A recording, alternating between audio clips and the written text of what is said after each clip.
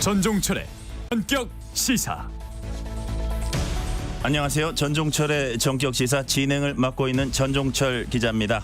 법원이 의료계가 낸 의대 증원 정책 집행 정지 신청을 각하 기각했습니다. 의대 증원 필요성을 부정하기 어렵다는 점과 공공복리에 중대한 영향을 줄 우려를 들어 기각 결정을 내렸습니다. 이로써 대학들은 이달 안에 내년도 입시 계획을 확정 발표하는 등 정부의 의대 증원 정책이 탄력을 받게 됐습니다. 의료계는 법원 결정이 유감의 뜻을 나타내고 대법원에 즉시 재항고하겠다고 밝혔습니다. 민주당 우원식 의원이 추미애 당선인을 꺾고 국회의장 후보로 선출됐습니다. 오 의원은 민심을 반영하는 국회의장이 되겠다며 여야 대치 국면에서 적극적 역할을 할 것임을 예고했습니다. 오늘 방송에선 천하람 개혁신당 국회의원 당선인 신지호 전 새누리당 의원과 함께 핵심 정치 현안 짚어보고 한 번 더 뉴스 코너에선 의대 증원 관련 법원 결정의 의미와 파장을 짚어봅니다. 5월 17일 금요일 전종철의 전격 시사 출발합니다. 전종철의 전격 시사는 유튜브로도 실시간 방송합니다. 문자 참여는 짧은 문자 50원, 긴 문자 100원이 드는 샵 9730, 콩 어플은 무료입니다. KBS 1라디오 채널에는 정치, 경제, 사회, 문화 등 다양한 명품 콘텐츠가 있습니다. 구독과 좋아요, 댓글 많이 부탁드립니다.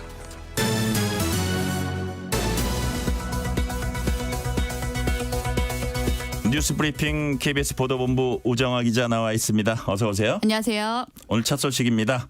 법원이 정부의 손을 들어줬습니다. 의료계가 의대 증원 절차 중단시켜달라고 낸 집행정지 신청을 서울고등법원이 받아들이지 않았죠. 네, 각하를 하거나 기각했습니다. 이 서울고등법원은 우선 이 의대생을 제외한 의대 교수와 전공의 또 의대 준비생들은 당사자가 아니다라면서 이 신청 자격이 없는 제3자에 불과하다면서 1심과 마찬가지로 각하를 했습니다. 하지만 의대 재학생들에 대해선 이번 집행정지 신청에 자격이 있다라고 봤습니다. 의대 증원 때문에 의대생들이 교육시설에 참여를 할 기회가 제한이 될 수 있어서 그래서 손해를 입을 수도 있기 때문에 이 집행정지를 신청할 필요성은 의대생들은 인정을 할 수 있다는 거죠. 그런데 재판부는 의료개혁이라고 하는 이 공공복리를 감안하면 집행정지가 큰 영향을 미칠 수 있다면서 기각을 했습니다. 그러니까 의대생들의 학습권보다 공공복리를 더 중요하게 좀 더 크게 해석을 한 겁니다. 그래서 정부 손을 들어준 결과가 됐고 27년 만에 의대 증원이 초읽기에 들어갔습니다. 그렇다면 이번 법원 판단이 정부가 주장해온 의료개혁 필요성을 상당 부분 인정했다. 그렇게 봐도 될까요? 예, 그렇게 봐도 좀 무리가 아닐 것 같습니다. 이 정부가 그동안 이 의대 증원을 추진해온 핵심 근거가 이 필수 의료의 회복 또 지역 의료의 회복이었죠. 법원은 집행 정지가 되면 이런 목표에도 큰 문제가 생길 수 있기 때문에 이번에 집행 정지를 받아들이지 않았습니다. 결국 정부 의대 증원 필요성을 인정을 해준 것이다. 이렇게 볼 수가 있겠습니다. 법원 결정 직후에 정부가 대국민 담화를 발표했습니다. 뭐라고 했습니까? 네, 한덕수 총리가 이 발표에 나섰습니다. 먼저 이 사법부의 현명한 판단에 깊이 감사드린다고 밝혔습니다. 이 한 총리는 더 이상 혼란이 없도록 이달 말까지는 대학의 증원 절차를 서둘러 추진하겠다고 밝혔습니다.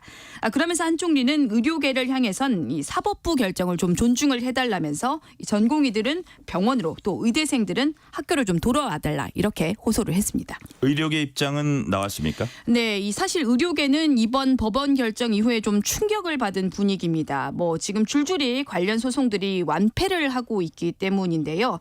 집행정지 신청을 한 의료계 측은 바로 이 재항고하겠다는 뜻을 우선 좀 밝혔습니다. 의대생들의 학습권 침해 등을 인정한 건 의료계의 승리라고도 볼 수가 있다면서 무승부다 이렇게 좀 자평을 하기도 했습니다. 의사협회는 법원 결정문을 분석한 뒤에 오늘 중으로 입장을 밝힐 것으로 보입니다. 전공의 단체는 일단 별다른 입장은 내지는 않았습니다. 정치권은 늘 그렇듯이 좀 반응이 온도차가 있었습니다. 먼저 국민의힘은 정부 정책이 합리적인 근거를 갖고 추진한 게 인정을 받았다 이렇게 평가를 했고 민주당은 무책임한 졸속 행정에 대한 면죄부는 아니다라고 하면서 정부의 대화 또 타협을 촉구를 했습니다. 네. 22대 전반기 국회의장 후보를 뽑는 민주당 경선에서 이변이 일어났습니다. 이른바 추미애 대세론을 뒤엎고 우원식 의원이 선출됐죠. 네, 뭐 그동안 사실 당 내외에서 사실 명심을 좀 얻은 게 아니냐면서 이른바 좀 추미애 대세론이 퍼졌죠. 정말 어제 좀 이변이 일어났습니다. 이런 대세론에도 이 사퇴하지 않고 완주하겠다던 우원식 의원이 어제 22대 국회 전반기 의장 후보로 선출이 됐습니다. 저도 우시죠. 좀 우시들이 뚝심이 있는데 우원식 의원도 그 뚝심을 이번에 좀 보여준 것 같습니다. 사실 또 어제 좀 재미있었던 장면이 이 우원식 의원이 과반 이상을 득표했다 이런 좀 발표가 있는 순간에 장내에서 좀 너무 놀라서 좀 당황스러워서 일순간에 좀 정적이 있었다고 합니다. 그러고 나서 이 뒤늦게 좀 박수가 크게 터져 나왔다고 합니다. 우원식 의원은 후보 선출 후 중립의 협소함을 넘어서는 의장이 되겠다. 민심을 받드는 의장이 되겠다는 포부를 밝혔습니다. 이런 결과가 나온 건 그동안 밀어붙였던 명심의 역효과 아니냐. 그래서 이 친명 단일 대오의 균열까지 일어난 게 아니냐 이런 시각도 있고요. 추미애 당선인이 그동안 좀 보여줬던 특유의 강한 추진력.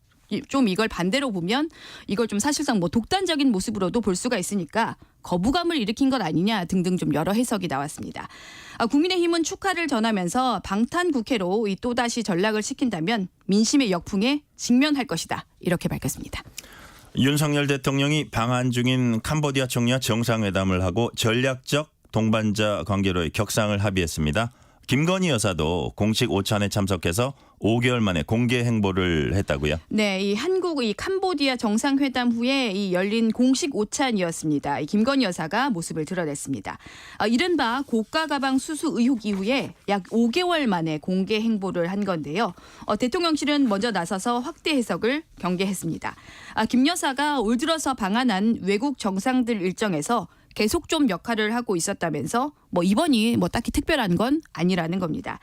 특히나 조만간 한중일 또 한아프리카 정상회의 등 주요 외교 행사가 좀 잇따라 예정이 돼 있는 상황이니까 결국에는 공개 행보를 선택을 한 것 같습니다. 야권은 반발하고 있죠. 네, 이 공식 일정이 재개가 되자 민주당 또 조국혁신당은 일제히 좀 비판의 날을 세웠습니다. 총선 민심에 맞서는 격이라면서 특검과 검찰 수사부터 받아야 한다 이렇게 주장을 하면서 좀 압박을 이어갔습니다. 가수 김호중 씨 관련 속보입니다. 뺑소니 사고의 운전자 바꿔치기 혐의 받고 있습니다. 경찰이 어제 압수수색을 했다고요? 네, 이 어제 압수수색을 전격적으로 했습니다. 김호중 씨 자택 또 김 씨 소속사의 사무실 또 소속사 대표인 이광득 씨의 자택까지 동시에 압수수색을 했습니다. 당초에 매니저가 운전을 했다면서 경찰에 이 매니저가 처음 갔었죠.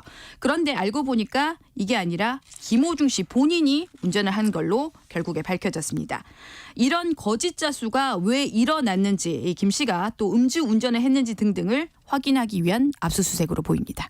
김호중 씨 측은 의혹 대부분을 부인하고 있죠. 네, 먼저 이 거짓 자수 의혹에 대해선 소속사 측의 설명이 지금 오락가락하는 상황입니다. 이 소속사는 당초에 김 씨의 매니저가 이 본인이 처리를 하겠다면서 경찰에 거짓 자수를 한 거다라고 했었는데 소속사 대표라는 사람의 해명은 또 다릅니다. 매니저가 사고 당시에 김 씨의 옷을 입고 자수를 한 건 자신의 지시였다는 겁니다. 음주운전 의혹도 지금 좀 강력히 부인을 하고 있습니다. 김호중 씨가 인사차 유흥주점에 가기는 했는데 술은 안 마셨다는 겁니다. 사고를 낸 건 운전이 서툴렀기 때문이고 특히나 또 잠시 공황이 와서 이 잘못 판단해서 이런 일이 결국 벌어졌다는 거죠. 결국 정리를 하면 김호중 씨는 이번 이 거짓 자수에도 관여를 하지 않았고 음주운전도 하지 않았다는 게 김호중 씨 측의 주장입니다. 그런데 그렇게 주장을 하고 있지만 네. 지금 사건의 진실을 가릴 핵심 증거 중 하나는 차량 블랙박스 메모리 카드인데요. 이게 지금 사라졌어요? 네, 소속사가 지금 계속 사라졌다 이렇게 좀 밝히고 있습니다. 문화일보 보도를 좀 보면 사고 소식을 듣고 이 처음 현장에 도착한 매니저가 이 본인 판단으로 없앴다라고 한다 이런 이 관계자 인터뷰를 좀 전하기도 했습니다. 경찰이 앞으로 좀 이 실체를 밝혀줄 이 블랙박스를 확보하는데 주력을 할 것 같습니다. 본인들이 일종의 은폐를 했다고 어느 정도 시인을 네. 한 셈인데 네. 그런데 지금 또 하나 논란이 김호중 씨가 줄줄이 이제 공연이 예정돼 있지 않습니까? 이걸 강행하겠다는 게 김호중 씨 소속사 입장입니다. 저희 KBS와도 공연이 예정돼 있는데 저희 KBS가 대체 출연자 섭외를 요구했다고요. 네, 먼저 저희 KBS는 오는 23일부터 이틀간 예정된 월드 유니언 오케스트라 슈퍼 클래식이라고 하는 하는 공연, 이 김호중 프리마돈나 공연의 주최사입니다. KBS는 주관사 측에 대체 출연자를 섭외하고 만약에 기존대로 공연을 진행할 경우에 KBS 주최 명칭과 로고 사용을 금지한다는 내용을 주관사 측에 전했다고 밝혔습니다. KBS는 오는 20일까지 공식 답변이 없을 경우에 양측 계약에 따라서 주최의 명칭을 사용 금지하는 조치를 할 방침입니다.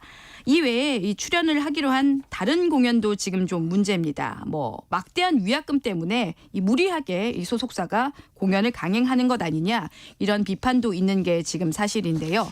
일부 강성 팬들은 아무 일도 아니다. 좀 감싸는 연도 사실 좀 있어서 소속사가 최종적으로 좀 어떤 판단을 내릴지 주목되고 있습니다. 네. 중국을 국빈 방문 중인 푸틴 대통령이 오늘은 중러 협력의 중심지 하얼빈을 방문한다고요. 네, 어제 이 푸틴 대통령이 시진핑 주석과 정상회담을 했었죠. 오늘은 러시아와 인접한 동북부의 하얼빈을 찾아서 마지막 방중 일정을 진행합니다. 특히 미국의 제재 리스트에 오른 하얼빈 공업대학도 찾게 됩니다. 앞서 이 공동 성명에서 두 정상은 한반도에서 미국의 군사적 위협을 반대한다는 내용의 공동 성명을 발표를 했습니다. 군사적 긴장 고조의 원인을 미국 탓으로 좀 돌리면서 사실상 이 북한을 지지한다는 의사를 좀 밝히기도 했습니다. 네, 간밤에 들어온 소식입니다. 법원이 비자금을 조성한 혐의를 받고 있는 이호진 전 태광그룹 회장에 대한 구속영장 기각했다고요. 네, 이 법원의 기각 사유가 범죄의 혐의 소명 정도 또 다툼의 여지를 봤을 때 지금 단계에서는 구속 필요성을 인정하기가 어렵다면서 영장을 기각했습니다. 앞서서 경찰은 이호진 전 회장이 그룹 계열사들의 직원들 계좌로 급여를 허위 지급을 한 뒤에 빼돌린 것으로 보고 있습니다. 이런 식으로 비자금 수십억 원을 조성했다는 혐의를 적용해서 영장을 신청했었습니다. 이외에도 개인 비용을 회사가 대신 좀 지급을 하게 하고 이 계열사 법인카드도 개인적으로 유용한 혐의도 함께 경찰이 적용을 했었습니다. 태광 측은 구속영장이 기각되자 법원의 결정에 감사를 드린다면서 태광 측이 이 모든 범죄를 저질러 왔다고 지목한 이 김기유 전 경영협의회 의장의 범죄가 곧 밝혀질 것이다. 이렇게 주장을 하기도 했습니다. 오늘 여기까지 듣겠습니다. 오정화 기자 참 수고 많았습니다. 지금 시각 7시 32분입니다. 전종철의 전격시사 출근길 날씨 정보입니다. 어제 강했던 바람도 많이 잠잠해졌고요. 지금 강풍과 풍랑 관련 특보도 모두 해제됐습니다. 아침엔 다소 쌀쌀한데 어제보다는 기온이 4, 5도가량 높아져 있고요. 오늘 낮부터 기온이 크게 오르겠습니다. 약간씩 더워지는 곳도 있겠는데요. 서울은 어제보다 5도 오른 25도까지 기온이 올라가겠고요. 세종, 광주 25, 대전, 제주 26, 강릉 27, 대구 28도로 조금씩 더워지는 곳이 있겠습니다. 내일 주말부터 다음 주까지는 쭉 더위가 이어집니다. 내일은 강릉이 30도까지 오르겠고요. 서울도 26도, 일요일은 서울이 28도, 대구 31도로 예보가 돼 있습니다. 더위 속에 오늘은 또 맑아진 하늘에 햇볕도 강해집니다. 미세먼지 농도 괜찮은데 오후에 자외선 지수와 오존 농도가 높겠습니다. 아침까지 중부와 전라권에 짙은 안개 주의하셔야 되겠고요. 동쪽 지역은 다시금 건조해지겠습니다. 지금 서울 기온 13.4도입니다. 전종철의 전격시사 출근길 날씨 정보 최영우였습니다. 계속해서 이 시각 교통 상황은 KBS 교통정보센터의 정현정 씨가 정리해 드립니다. 네, 도로 위 출근길 정체가 시작된 가운데 금요일이라서 차량도 늘었고요. 돌발 구간은 평소보다 많습니다. 먼저 경부고속도로입니다. 서울 방향으로 신탄진 부근 진입로 1차로에서는 소형 화물차 사고 있어서 처리하고 있습니다. 수원부터 막히기 시작했고요. 달래내 고개에서 한남까지는 10km 가까이 정체 늘었습니다. 서울 양양고속도로 양양 쪽인데요. 서양양 부근에서 양양 분기점까지는 1차로가 작업으로 막혀 있습니다. 서해안 고속도로 상황 목포 쪽인데요. 금천부터 정체 시작됐고요. 안산 분기점에서 용담터널까지는 7km 가까이 막히고 있습니다. 영동고속도로 서울 방향 안산 분기점에서 용담터널까지 정체입니다. KBS 교통정보센터였습니다.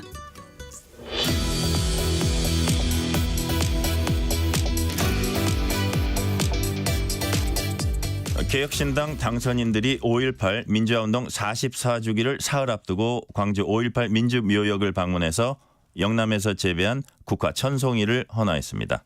천하람 개혁신당 당선인과 함께 이 내용 포함한 정치권 현안 짚어보겠습니다. 천하람 당선인님 어서 오세요. 네, 안녕하세요. 개혁신당의 천하람입니다. 네. 엊그제 15일에 이제 광주에 가셨을 텐데 네. 눈에 띄는 게 영남에서 재배한 국화를 그것도 천송이나 가지고 갔다는 보도를 봤습니다. 예. 왜 천송인가요? 지금 이제 5.18 민주묘지에 총 995기의 묘가 모셔져 있습니다. 네네. 그래서 저희가 모든 묘에 헌화하고 참배하고 또 비석도 닦고 이렇게 하려는 계획에서 전체 995기에 헌화할 천여송이 실제 저희가 혹시 좀 이제 상태 안 좋은 곳들이 있을까봐 1,200송이 정도를 네. 준비했었습니다. 그래서 네.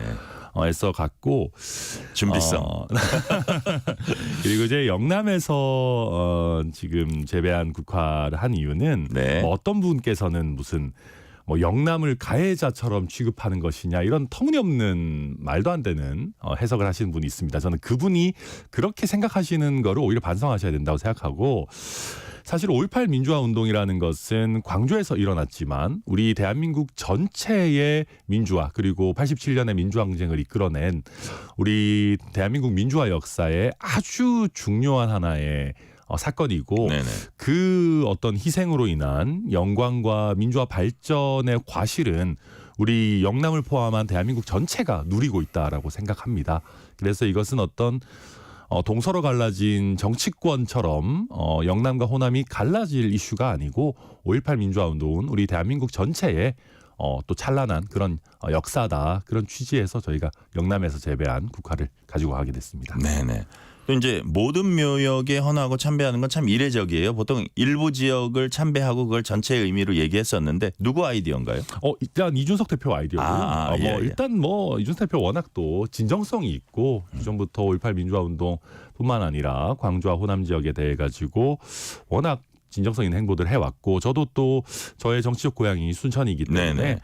처음에 5.18 민주묘역 전부 헌화하는 거 어떻겠냐 했을 때 저도 쌍수를 들고 너무 좋다라고 이야기를 했었습니다. 왜냐하면 물론 대표적인 분들 헌화하는 것도 좋지만은 이게 저는 그렇게 생각합니다. 우리가 5.18 민주화 운동을 많은 분들께 알리고 하는 데 있어서 주요한 열사분들을 더 강조하는 게 물론 현실적으로 필요합니다. 그러나 저희 생각은 그런 겁니다. 이제 995기의 묘에 네. 이제 안장돼 계시는 분 중에 어떤 분의 공이 더 크고 어떤 분의 공이 더 작다고 할 수는 결코 없을 것입니다. 모두가 정말 그 시대의 희생과 또 민주화 발전에 정말 큰 역할을 하셨던 것이고 사실 더 나아가면은요. 희생되시지 않으셨더라도 80년 5월에 광주에서 다른 모든 도시가 그 비상계엄 전국 확대에 침묵할 때 광주가 다 같이 들고 일어나가지고 정말 우리나라 민주화에 좀 어마어마한 역사를 남긴 당시 70만 정도 되는 광주 시민 전체가 사실은 영웅이신 거거든요. 그런 것들을 저희가 말로 할 수는 있겠지만 말로 하는 것보다도 행동으로 저희의 진정성과 진심을 좀 보여드리는 게 필요할 거다라고 그렇게 생각했습니다. 그리고 저희도 몰랐는데 네.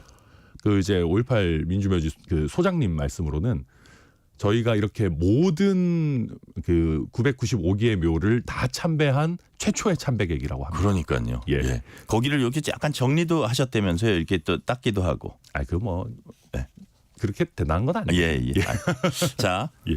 관련된 질문입니다. 강기정 광주광역시장이 국민의힘 민주당 원내대표 잇따라 만나서 5.18 정신의 헌법 전문 수록위에 힘써달라 요청했습니다. 국민의힘도 개헌을 통해서 5.18 정신 담겠다 이렇게 화답을 했습니다. 개혁신당에서는 이런 과정 어떻게 보셨나요? 네, 저는 굉장히 의미 있다고 생각합니다. 그리고 저희가 헌법에만 수록한다고 해가지고 5.18 민주화 운동의 정신이 바로 모든 국민에게 다 더 크게 다가오는 것은 아니라고 생각합니다. 우리 정치권에서도 여러 세미나나 어떤 그런 과정들을 통해서 이미 물론 잘 알려져 있지만 5.18 민주화 운동의 정신을 더 이렇게 계승하고 또 헌법에 넣으려면 5.18 민주화 운동의 의미와 정신 같은 부분도 저희도 더 잘 이해하고 이렇게 계승하는 것이 필요할 것이라고 생각합니다. 저희 개혁신당도 5.18 민주화 운동을 헌법에 수록하는 것 적극 찬성하고요. 그리고 5.18 민주화 운동에서부터 계속 이어진 87년 민주항쟁까지도 우리가 담아내는 것이 보다 적절하지 않겠는가라고 저는 개인적으로 생각하고 있습니다. 네. 개혁신당 전당대회는 이긴 허은하 후보 양강구도 가고 있습니다. 19일에 이제 결과가 나온다 그러는데 이런 그 전당대회 과정 어떻게 평가하세요? 또 양강구도라고 하면 다른 분들이 또 서운해하실 수 있으니까 5분의 후보 모두가 다 네. 이제 최선을 다하고 계시고 가장 큰 비중을 차지하는 당원 투표와 여론조사가 이제 오늘부터 개시가 됩니다. 오늘부터 개시해서 19일에 또 현장에서 언론인 투표 또 대학생 투표 이렇게 해가지고 발표를 하게 되는데 이제 약간 아쉬운 지점들도 있습니다. 조금 더 색깔이 다른 분들이 많이 나와가지고 더 보다 이제 적극적인 공방을 펼쳤다면 국민들께 더 많이 봐주시지 않았을까 하는 아쉬움이 있는데 반대로 또 누가 되시더라도 안정적으로 당을 잘 이끌어 가실 것이기 때문에 저도 다음 지도부가 적극적인 좋은 역할을 하는데 최선을 다해 도울 생각입니다. 네. 천하람 당선인께서는 요즘 김용태 당선인과 장외설전을 벌이고 있습니다. 천 당선인께서 김용태 당선인이 소심파 느낌만 내고 결국은 주류를 거스르지 않는 결론을 냈다. 이렇게 비판을 하니까 김 당선인은 천 당선인을 겨냥해서 정치인이면 정치인답게 정치했으면 좋겠다. 당 혁신에 실패했던 한 분 이렇게까지 말을 했습니다. 굳이 두 분이 이렇게까지 왜 각을 세우게 됐어요? 아니 뭐 저희가 이제 인간적으로 그런 건 전혀 없고요. 네, 다만 저도 김용태 당선인이 왜 또 주류와 결국 비슷한 스탠스로 가고 당원들을 의식하고 하는 건 뭐 당연히 이해합니다. 정치인으로서 본인 지역구도 있을 것이고 또 비대위원이 새로 돼서 그런 부분이 있겠지만은 그럼에도 불구하고 저는 몇몇 정말 결정적인 부분들 특히 최상병 특검 같은 부분에 있어가지고 김용태 당선인 젊고 소신 있는 정치인이라고 저는 생각하는데 그런 부분을 조금 더 눈치 보지 않고 발휘해 줬으면 좋겠다. 그렇다면은 저는 그런 모습들이 정말 우리 정치에 좋은 모습으로 다가오고 또 여권이 과도하게 용산 눈치를 보면서 민심과 멀어지는 것을 극복한다면은 국민의힘 입장에서도 좋지 않겠는가. 저는 김용태 의원 당선인이 소신을 발휘하는 것이 본인도 살고 또 본인의 소속 정당에도 도움이 되는 일이다라고 저는 생각합니다. 그리고 네. 또 젊은 정치인들이 서로 소속 정당을 초월해가지고 같이 좀 더 소신 있고 용기 있는 행보들을 많이 했으면 좋겠다는 마음에서 저는 뭐 부탁드리는 것이고 본인 판단은 결국 본인의 몫이겠죠. 네. 이번엔 국회의장 후보 경선 얘기 넘어가 보겠습니다. 우원식의 승리입니까? 추미애의 패배입니까? 추미애와 이재명의 패배인 것 같습니다. 아, 그렇게 규정하세요? 네, 저는 다 있는 것 같습니다. 저는 한 세 가지 정도인 것 같은데요. 첫째는 이재명 대표가 좀 교만했다고 생각합니다. 자기 확신이 너무 과했다고 할까요?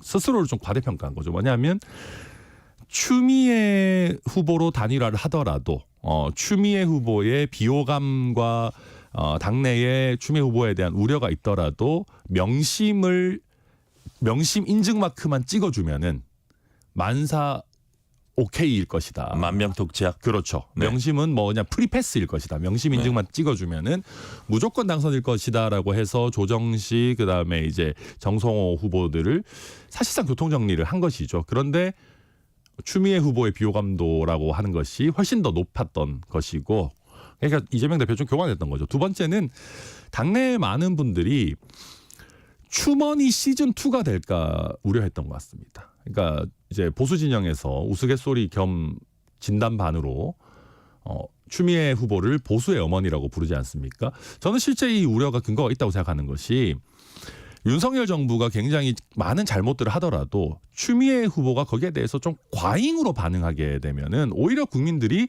추미애 후보가 좀 보기 싫어서라도 윤석열 정부 뭐 그렇게까지 잘못했냐라는 식으로 또 방어적으로 가실 수 있거든요. 이제 그런 면에서 많은 민주당 의원들이 이거 추머니 시즌2가 될 수도 있겠다 생각했던 것 같고, 세 번째로 우원식의 승리라고도 볼 수 있는 것이 우원식 후보가 정말 꺾이지 않는 마음을 가지고 최선의 노력을 다했다고 합니다. 그 민주당 의원들 얘기 들어보면은 지겨울 정도로 본인 지역구 뭐 먼 데까지 막 찾아와가지고 정말 깍듯하게 초선 의원들한테도 사실 부탁하고. 나이도 많아요. 그럼요. 예. 그러다 보니까 우원식 후보도 포기하지 않고 최선을 다한 것이 결국 좋은 결과를 얻은 것 아닌가 생각합니다. 젊은 당선인들의 마음도 움직였을 거다. 그런 말씀하셨고요. 네. 우원식 의원은 자신은 민주당원이다 이런 얘기를 어제 언급하면서 중립은 몰가치가 아니다. 국회의장은 단순한 사회자가 아니다. 민심을 반영해 나가는 국회의장 되겠다. 무슨 뜻일까요? 뭐 두 가지 정도 있을 겁니다. 첫째로는 뭐 의장이라고 하는 것이 단순한 사회자가 아닌 것은 맞죠. 의장이 단순한 사회자라면은 뭐 아무나 해도 아무 상관이 없을 겁니다. 네. 그런 것이 아니고 국회에 또 존경받는 원로 의원들이 하시도록 하는 것은 다 이유가 있겠습니다. 민심을 반영하고 의상 일정을 함에 있어서 정말 무엇이 더 중요한지 판단을 하셔야 되는 것이죠. 원론적인 말씀인 것 겸해서 실제 당내 민주당 당내에서 그 소위 개딸이라고 하는 분들 중심으로 해서 이게 말이 되냐? 당원들이 압도적으로 지지하는 추미애 후보를 의원들끼리의 투표로 이렇게 떨어뜨려도 되는 거냐라고 하는 반발이 굉장히 심한 걸로 네. 알고 있습니다. 그러다 보니까 이 개딸 달래기 발언인 점도 좀 섞여 있다 봅니다. 네. 자, 그러면 추미애 당선인이 의장 후보가 됐을 때하고 요번에 이제 우원식 의원이 됐을 때하고 의원식 의원이 됐기 때문에 그래도 협치의 가능성, 뭐 일방적 독주라든지 이런 걸 좀 배제하고 협치의 가능성은 좀 높아졌다고 보시는 거예요? 네, 그렇게 생각합니다. 왜냐하면 뭐 저희도 개혁신당 입장에서도 네. 뭐 이미 다 끝났으니까 말씀드리는 거지만 솔직히 그냥 우원식 후보가 되시길 바랬습니다. 실제로 환영 입장도 낸 것 같아요. 네, 저희가 환영 예, 예. 논평도 냈고요. 예, 예. 저희가 뭐 우원식 후보와 뭐 개인적인 뭐 어떤 인연이 있고 이런 것보다도 환영 입장 내신 이유는 아무래도 네. 우원식 당선인이 조금 더 이렇게 두루두루 원만하고 무엇보다도 예측 가능하게 국회를 운영하실 것이라고 저희는 기대합니다.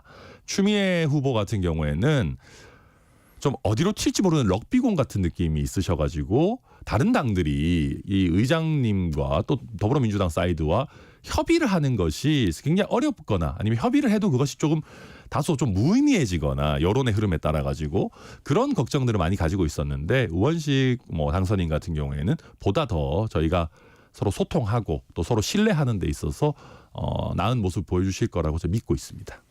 국민의힘 내 3040 소장파들 모임 첫 목회가 총선 패배 반성문을 내놨습니다. 국민이 바랐던 공정과 상식이 무너지고 있음에도 정부는 무대응, 여당은 무력했고 우리는 침묵했다. 우리의 비겁함을 통렬히 반성한다고 밝혔습니다. 진정성이 느껴지세요? 아니요. 이유는요? 표현은 너무 멋집니다. 근데 내용이 없습니다.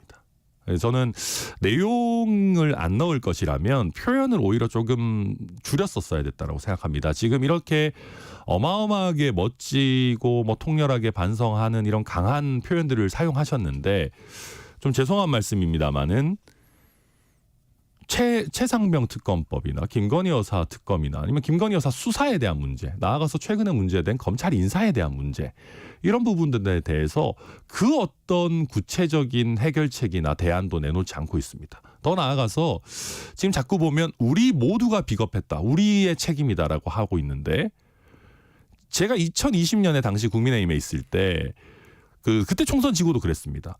그때 누가 봐도 황교안 대표의 호떡 공천이나 여러 문제들이 있었습니다. 너무 지나친 우클릭, 극우 유튜버와의 지나친 어떤 밀접한 관계 이런 것들이 계속 문제가 돼서 황교안 책임론을 이야기하면 많은 분들이 우리 모두의 책임이다라는 식으로 스리슬쩍 넘어가려고 했습니다. 지금도 비슷하거든요.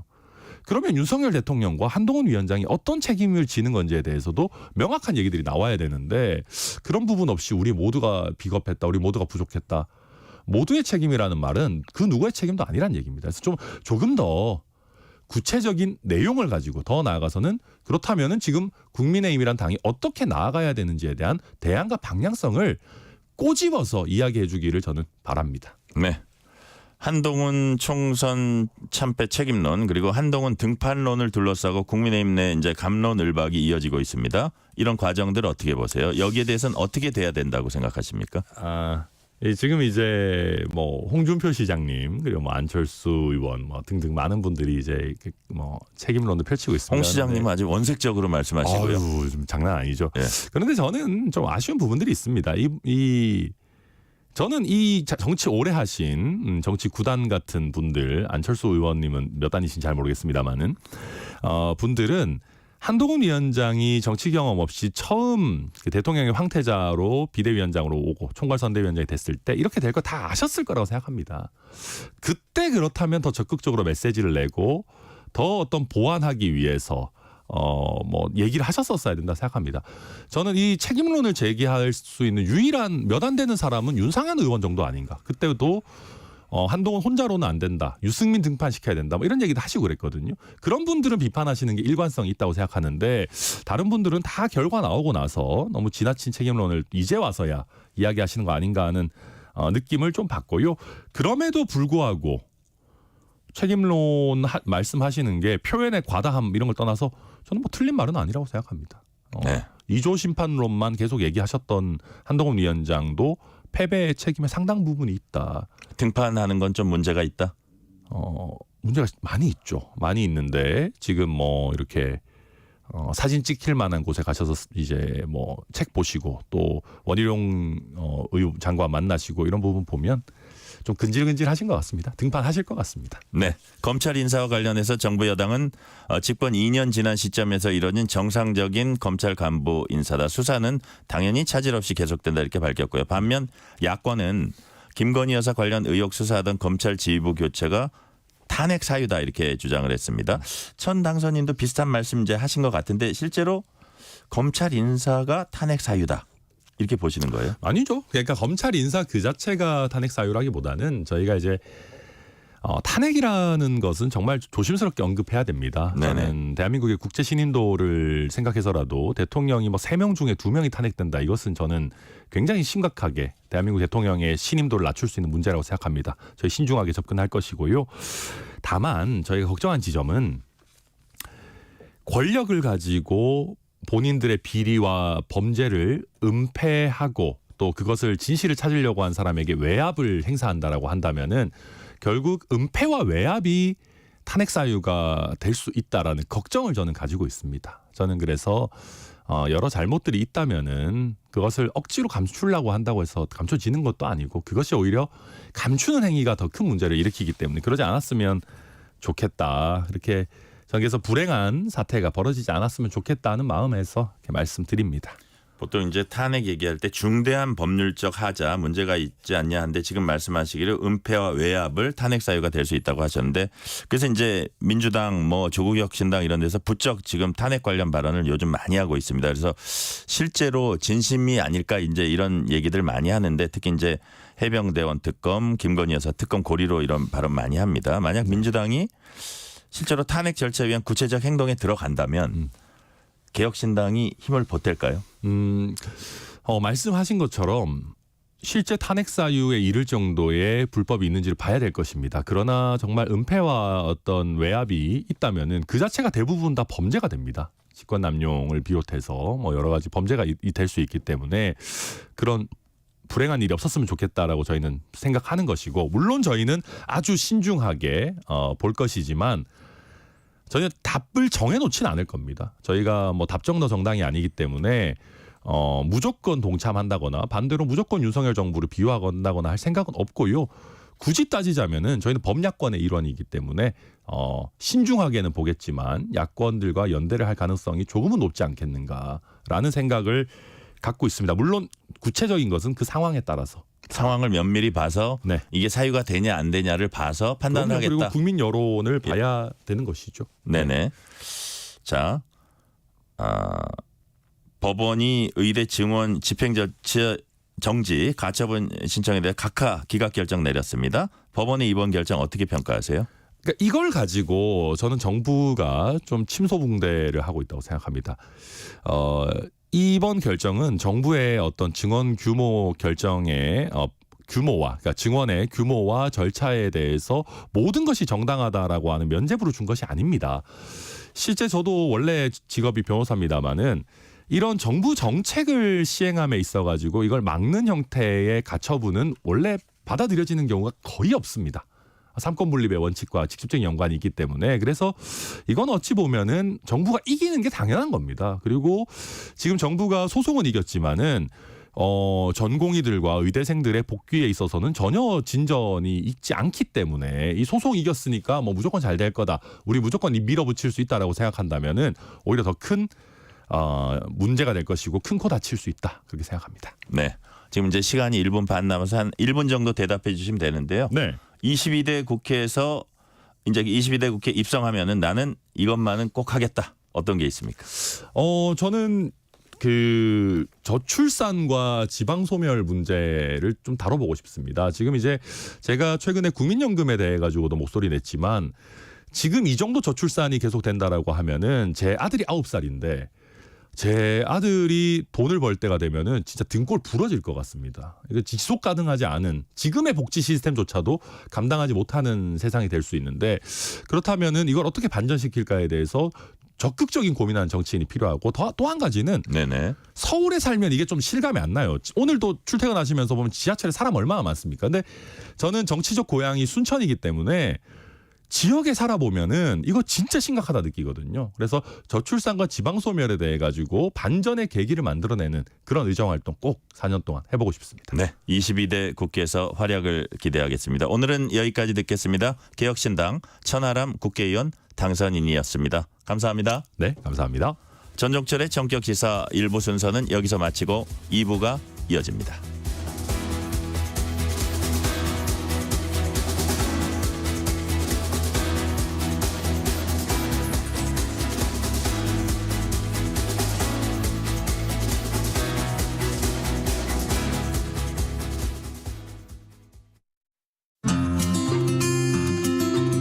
KBS 라디오 기후위기 대응 캠페인 지구를 저는 사단법인 소비자 기후행동 울산지부에서 활동하고 있는 김혜경이라고 합니다. 해양으로 떠돌아다니는 미세 플라스틱이 전 세계적으로 5조 개가 넘는 조각이 바다 생태계를 위협하고 있다고 보시면 될 것 같아요. 먹이사슬을 거쳐서 우리 식탁으로 오거나 공기를 통해서 인간에게 되돌아오게 되는 거죠. 그래서 이제 우리가 성인 1인이 일주일에 섭취하는 미세 플라스틱이 양이 신용카드 한 장 분량, 그러니까 5g 정도. 의생활 중에서 이제 패스트 패션에서 이제 슬로우 패션으로 조금 전환하는 것, 그리고 합성 섬유보다는 천연 섬유를 이용해서 이제 옷을 구입하는 것, 미세 플라스틱 저감 장치가 장착된 세탁기가 이제 시중에 이제 판매가 되는데 그런 상품들을 구입해서 이용하는 것들이 좀 도움이 될 것 같고요. 그리고 또 기업은 미세 플라스틱 저감 장치를 연구 장착하는 기술들을 이제 개발해서 상용화 하는 것들이 이제 노력을 좀 해주어야 될 것 같고요. 미세 플라스틱 저감 관리를 위한 특별법 이런 것들이 이제 국회를 통과하면서 이제 그 지자체로 내려오게 되면 그런 관리들이 원활하게 될 것 같고요. 미세 플라스틱의 크기는 미세하지만 그 위협은 절대 미세하지가 않습니다. 플라스틱 생산량은 계속 증가하고 있고 그것이 이제 생태계 전반의 오염원이 되고 있습니다.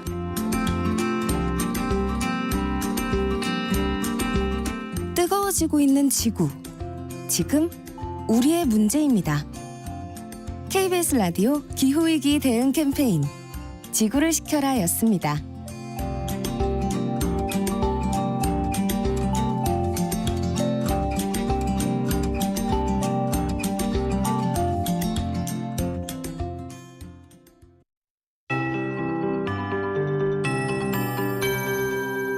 KBS 58분 날씨.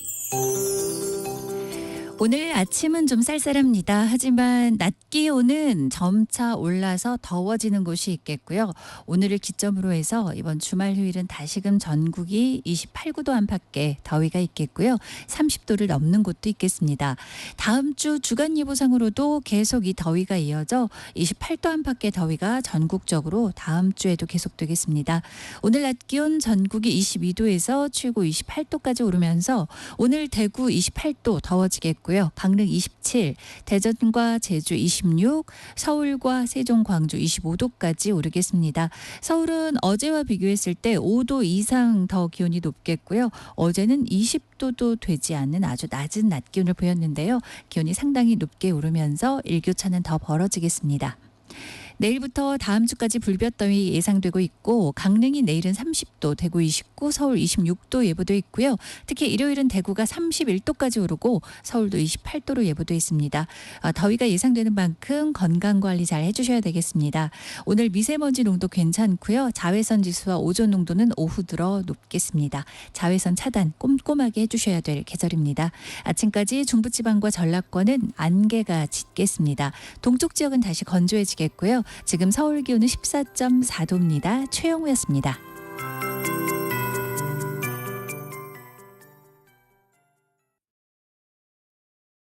정성을 다하는 국민의 방송 KBS가 8시를 알려드립니다. AM 711kHz, FM 97.3MHz, KBS 1라디오입니다. HLKA.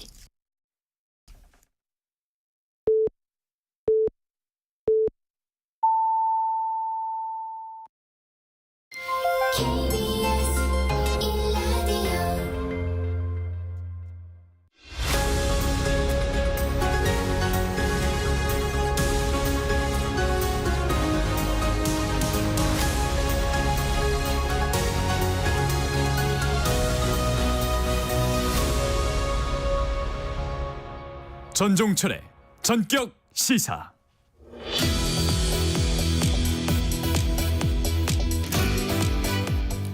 차기 국회의장 후보 경선에서 추미애 대세론을 깨고 5선의 우원식 의원이 승리했습니다.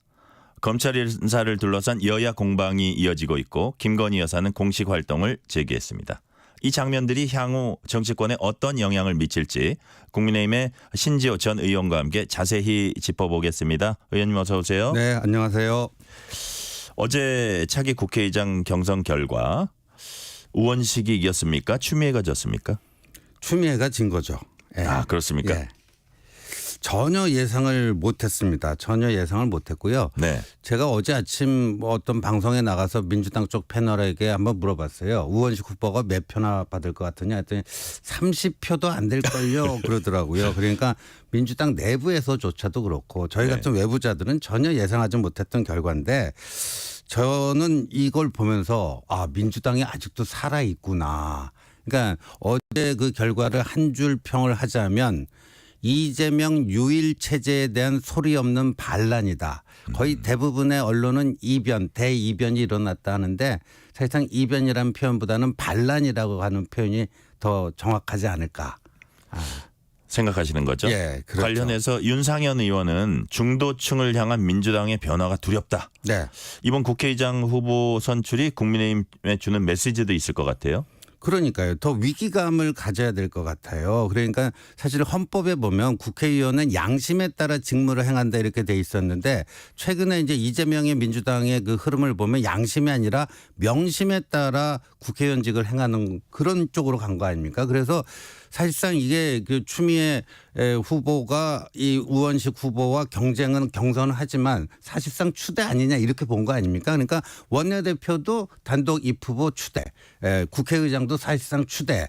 그다음에 이어서 또 대표도 추대. 그러면 제가 그런 얘기를 했어요. 이제 당명 바꿀 때가 됐다. 더불어민주당에서 더불어 추대당으로 당명 바꿀 때가 됐다. 그러면 저희들이 공격하기가 굉장히 편해지거든요. 그런데 이게 이렇게 되니까요. 공격하기도 어려워지고 저긴 그래도 최소한의 그런 양심이랄까 기계랄까 그런 게 살아있구나. 그렇다면 경쟁자인 국힘은 바짝 그 위기의식을 갖고 더 저기보다 더 과감한 변화와 혁신을 해야 되는 거 아닐까 하는 생각이 듭니다. 국민의힘을 향한 강한 메시지가 있는 것 같습니다. 네. 말씀하신 대로요. 자, 우원식 의원은 자신은 민주당원이다. 어저께 이제 워딩입니다. 중립은 몰가치가 아니다. 국회의장 단순한 사회자 아니다. 민심을 반영해 나가는 국회의장 되겠다. 자, 그래도 뭐 대부분의 평은 추미애 당선인보다는 그래도 협치가 그나마 좀 낫지 않을까라는 얘기를 하면서도 기본적인 어떤 그 22대 국회에서 민주당의 독주랄까 뭐 일방통행이랄까 이거는 크게 변하진 않을 거다 이런 얘기를 하는 분들이 있어요. 어떻게 전망하세요? 그 정도의 차이지 그 어떤 기본 방향이라든가 본질의 이런 차이는 아니다. 전혀 아니고 그래서 협치하는데 좀 험난할 것 같습니다. 험난할 것 같고 사실상 본인의 민주당 정체성을 기회가 있을 때마다 강조하는 거고 그다음에 본인의 이 국회의장이 아마 이제 이재명 대표의 앞으로의 그 대권 가도에도 도움이 될 거다 뭐 하는 식의 어떤 문제의식을 갖고 있기 때문에 네. 협치는 말은 좋은데 굉장히 험난할 것 같습니다. 지금부터 이제 국민의힘 얘기 좀 해볼게요. 국민의힘에선 전당대회 룰 두고 갑론을박 펼쳐지고 있습니다. 민심 반영하도록 전대룰 개정해야 한다고 보세요? 저는 해야 된다고 봅니다. 왜냐하면 재작년인가요? 정진석 비대위에서 당신 100%로 바꿨는데 네. 그렇게 당신 100%로 뽑은 게 처음입니다. 그렇게 뽑은 게 이제 김기현 체제였고 그 체제가 성공을 했는가? 그렇지 못했잖아요. 오히려 당이 용산에 뭐 여의도 출장소냐 하는 이런 비판을 들어왔기 때문에 더군다나 이제 총선 지금 참패 이후기 때문에 국민의 목소리에 조금 더 가까이 가려는 노력이 필요하다고 봅니다. 한동훈 전 위원장 등판설에 이제 무게가 좀 실리고 있고 네. 그래서 약간 견제하는 그런 모습들도 구체적으로 보여지고 있어요. 네. 유력 주자들 사이에서도 네.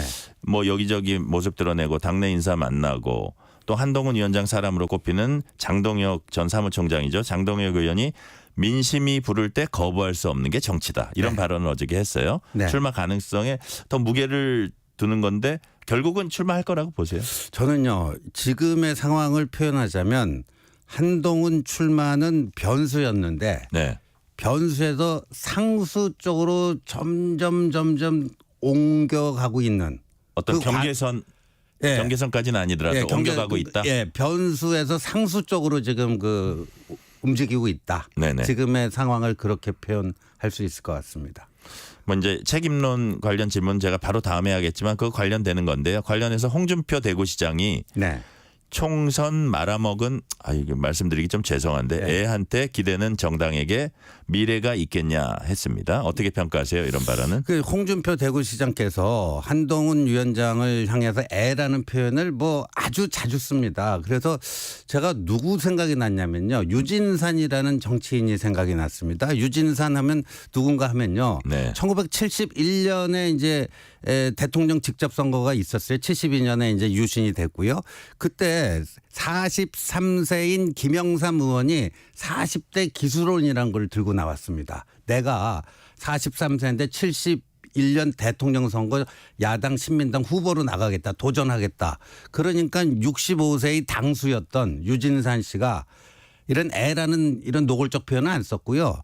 구상유치라고 하는 사자성어를 썼습니다. 입에서 젖비린내가 난다. 좀 더 심한 얘기 같은데 제가 입에서 비슷한 얘기네요. 구상유치라고 하는 예. 사자성어를 쓰면서 그걸 아주 이렇게 폄하를 했는데 그래서 유진산 씨의 그 어법이 이제 생각이 나는데 근데 어떻게 됐는가? 40대 기술원이 결국 성공을 했습니다.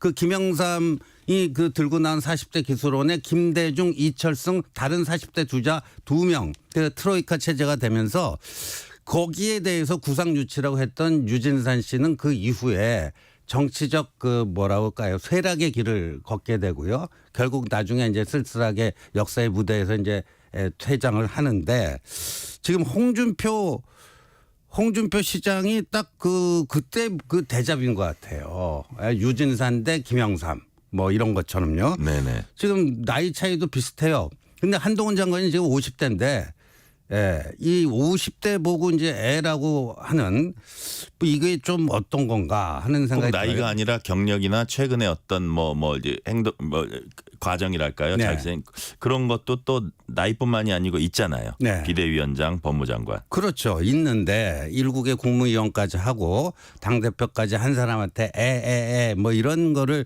쓰는데 근데 홍준표 지금 대구시장이 좀 마음이 급하신 것 같아요. 그래서 절대 한동훈한테 이번에 그 당권을 내주면 안 된다. 그 누구보다도 그 생각이 절박한 것 같아요. 그러니까 이런 식의 거친 표현으로 하루가 멀다 하고 이제 한동훈 때리기에 나서고 있는 게 아닌가 그런데 그래서 저는요. 이 홍준표 시장 가만히 있으면 이제 유진산 씨처럼 그 역사의 그 뒤안길로 그렇게 갈 수가 있거든요. 쇠락의 길을. 그래서 근데 어제 본인이 쓴 그 SNS 메시지 보면요. 당 중진 중에 대표하겠다고 나선 사람이 없어갖고 이 총선 말아먹은 애에게 또 당을 맡겨야 되겠느냐. 이게 뭐냐. 뭐 이런 식의 그거 아닙니까. 그래서 저는 만약에 한동훈 위원장이 출마하게 된다면 그 대항마로 제일 안타까워하는 홍준표 시장이 나서면 어떨까. 왜냐면요. 네. 시도지사도 당대표 나갈 수 있습니다. 네네. 네, 국회의원도 시도지사 아직 유지하면서 나갈 수 있습니다. 네네. 본인이 그렇게까지 안타까워하면요. 그 한동훈 위원장이 만약에 출사표를 던지게 되면 나 이거 도저히 난 그 용인하지 할 수가 없다. 애한테 어떻게 이걸 맡기느냐. 그래가지고 본인이 출사표 던지고 건곤일척의 승부를 한번 해보면 이게 재밌을 것 같아요. 저기 이제 8월에 민주당은 이제 이재명 대표 출마를 지금 제안하신 거예요? 예. 그러니까 이렇게만 이제 변죽만 울릴 게 아니라 이러고 그냥 있으면 이제 유진산의 길을 가는 거거든요. 예. 그러니까 마지막 그 노장으로서 노장은 살아있다. 마지막 불꽃을 한번 태워보시는 게 어떨까. 예. 네. 이런 생각이 듭니다. 자, 이제 일각에서 한동훈 전 위원장 총선 참패 책임론 이게 이제 계속 거론이 되고 있는데 그 측면 중에 하나가 총선 백서입니다. 총선 백서에 어느 수익까지 담겨야 하는지 이제 문제인데 황의여 비대위원장은 백서의 주어를 당으로 하자. 조정훈 백서특위위원장은 어떤 질문에도 주저함 없어야 한다. 이렇게 미묘한 시각차가 있어요. 어떻게 돼야 된다고 보세요? 저는요. 이제 백서 자금은 이미 이쯤에서 중단해야 된다고 봅니다. 중단이요? 예, 벌써 이제 백서 발간의 그 의도라든가 그런 데서 정당성을 이미 상실했다. 어느 쪽이 치우쳤다고 보는 지금 뭐 거예요? 편파적으로 그러니까 사실 이철규 의원이 이제 조정훈 의원을 이 TF 팀장 백서 TF 팀장으로 이제 청거를 한 걸로 이제 당내에서는 다들 그렇게 알고 있습니다. 그래서 사실상 한동훈 재등판을 막기 위한 백서 발간 아니냐 누가 봐도 그렇게 보이고 심지어 이제 이 책임자인 조정훈 의원도 본인도 전당대회 출마 의지가 있다. 의사가 있는 걸로 지금 밝혀지는데 세상에 본인도 출마 의사가 있는데 이 백서 발간 책임자를 한다? 이 두 가지를 동시에 할 수 있는 건가요? 그건 정치적 도의에도 안 맞고 누가 봐도 상식에 반하는 행동 아니냐. 그러니까 백서는 이미 당내 구성원들로부터 또 당 지지자들로부터 정당성, 그 소구력을 거의 상실했기 때문에 이쯤에서 접는 게 낫다 이런 생각을 합니다. 오히려 접는 게 낫다. 네. 자, 당 대표 후보로 거론된 사람들 나경원, 유승민, 안철수, 윤상현 그리고 한동훈 등입니다. 지금 이 상황에서 차기 당대표는 이런 자질, 이런 능력만은 꼭 갖춰야 된다. 한 가지만 꼽으면 뭡니까? 지금 이렇게 누란의 위기에 처한 보수 정당을 어떻게 재건할 것인가. 그 네. 재건 전략, 비전과 전략이 누구에게 더 있는가 하는 게임이 되지 않을까 싶습니다. 네. 보수 정당, 보수 세력의 재건. 네. 자, 범야권은 해병대원 특검법에 대해서는 공조를 통해서 정부 여당을 압박하고 있습니다. 그야말로 앞으로 파상 공세가 예상이 되거든요. 이 파고를 넘을 수 있게 이런 상황에서 여당이 쓸 수 있는 카드가 뭐가 있습니까? 그러니까 다음 주 화요일인가 21일 국무회의 때 이른바 이제 이 거부권 행사가 될 것 같은데 네. 그리고 28일 국회 본회의에서 재의결이 시도될 것 같은데 거부권을 행사하되 뭔가 이제 조건부를 달아서 해야 되는데 공수처의 신속한 수사를 요구를 하고요. 네. 그리고 공수처 수사가 끝난 시점에서 만약에 그 당시에 여야가 여기에 대해서 의견을 주면은 특검을 받을 용기가 있다. 그러니까 네. 이제 조건부 특검 수용론을 가지고 그 거부권을 행사해야 하는 게 지금 여권으로서는 쓸 수 있는 거의 유일한 카드라고 봅니다. 지금 야권은 특검법, 네. 이른바 이제 해병대원 특검법, 김건희 여사 특검법 고리로 해가지고 탄핵을 지금 부쩍 자주 언급을 하고 있어요. 네. 단순 엄포용입니까? 아니면 진짜 실제 조만간 해보겠다는 겁니까? 어느 쪽이라고 보세요? 단순 엄포용은 아니고요. 네. 그 마음이 그런 것 같고. 근데 조국 대표 최근에 하는 얘기 들어보면 마음이 굉장히 급한 것 같아요. 탄핵이라는 거는 직무집행 과정에서 헌법 또는 법률을 위반했을 때 탄핵 사유가 되는데 그럼 뭐 헌법의 몇 조 몇 항을 어떻게 위반했다는 거지. 어떤 법의 몇 조 몇 항을 어떻게 그것도 경미한 위반은 안 됩니다. 그러니까 탄핵시킬 정도로 대통령직에서 파면시킬 정도의 중대한 위반이 발견이 돼야 되는데 거기에 대한 얘기는 지금 한마디도 없고 탄핵만 이라는 단어만 앞서고 있어요. 그러니까 마음이 급한 거예요. 그러다 보니까 특검법 거부든 탄핵 사유다. 야권에서 나오잖아요. 그게 정말 얼토당토하는 얘기죠. 얼토당토하는 얘기죠. 그리고 자꾸만 이제 거부권을 남발한다 하는데요. 저는 그 얘기는 뭐냐. 입법권을 남용하는 거에 대한 필연적 결과로서 거부권이 행사되는 거라고 봅니다. 네. 김건희 여사가 153일 만에 다시 공식 석상의 모습 드러냈습니다. 공식 활동 재개한 시점과 배경이 뭔지 무엇보다 김건희 여사의 공식 활동 재개 어떻게 평가하세요? 계속해서 그러고 있을 수는 없잖아요. 자맹을 할 수는 없고요. 특히나 이제 영부인으로서 그 외교 행사에는 반드시 또 이렇게 등장해야 되는 게 있으니까요. 근데 이거를 오해는 없도록 해야 됩니다. 그러니까 공식 활동은 공식 활동이고 본인과 관련된 여러 가지 그 수사 문제에 대해서 그 수사 받는 건 수사 받는 거고요. 투트랙. 네, 투트랙으로 공식 활동은 공식 활동대로 하면서 수사 받을 건 수사 제대로 받고 그렇게 가야 되지 않을까 싶습니다. 네. 검찰 인사 관련해서 이제 시끄럽습니다. 민주당은 명백한 수사 방해, 김 여사 방탄용이다. 김 여사 특검법을 관찰할 것이다 이렇게 강조하고 있고요. 반면에 국민의힘은 어차피 수사 무마는 불가능하고 수사는 당연히 예정대로 진행될 거다. 오히려 민주당이 이런 일련의 특검 공세는 이재명 대표 구하려고 대통령 끌어내리려는 것이다 이렇게 규정을 지었습니다. 이런 과정 어떻게 보세요? 그런데 지금 민주당은 이거 아니에요. 서울중앙지검장이 바뀌었기 때문에 김건희 여사에 대한 수사가 솜방망이 또 봐주기 덮어주기 이런 식으로 귀결될 것이다 그런 건데 하나만 더 생각해 보면요. 만약에 그렇게 설령 민주당 주장대로 그렇게 되면요. 어떤 정치적 결과를 낳게 되죠. 민주당이 주장하는 특검법에 날개를 달아주는 거 아니에요. 그러니까 검찰이 이렇게 제대로 수사를 못하니까 특검이 필요한 거 아니야? 라는 민주당 주장에 힘이 확 실려버리는 거 아닙니까? 네네.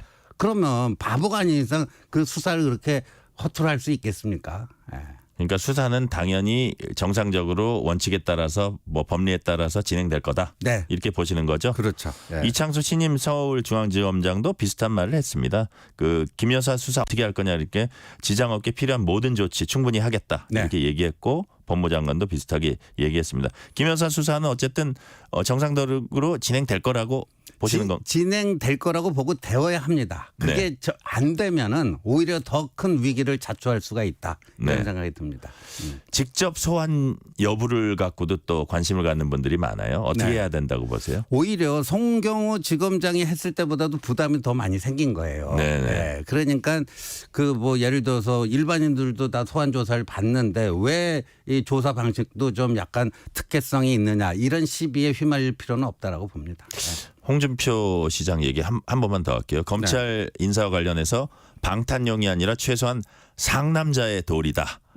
범법 여부 불분명한데 자기 자리 유지하겠다고 자기 여자를 내치면 안 된다.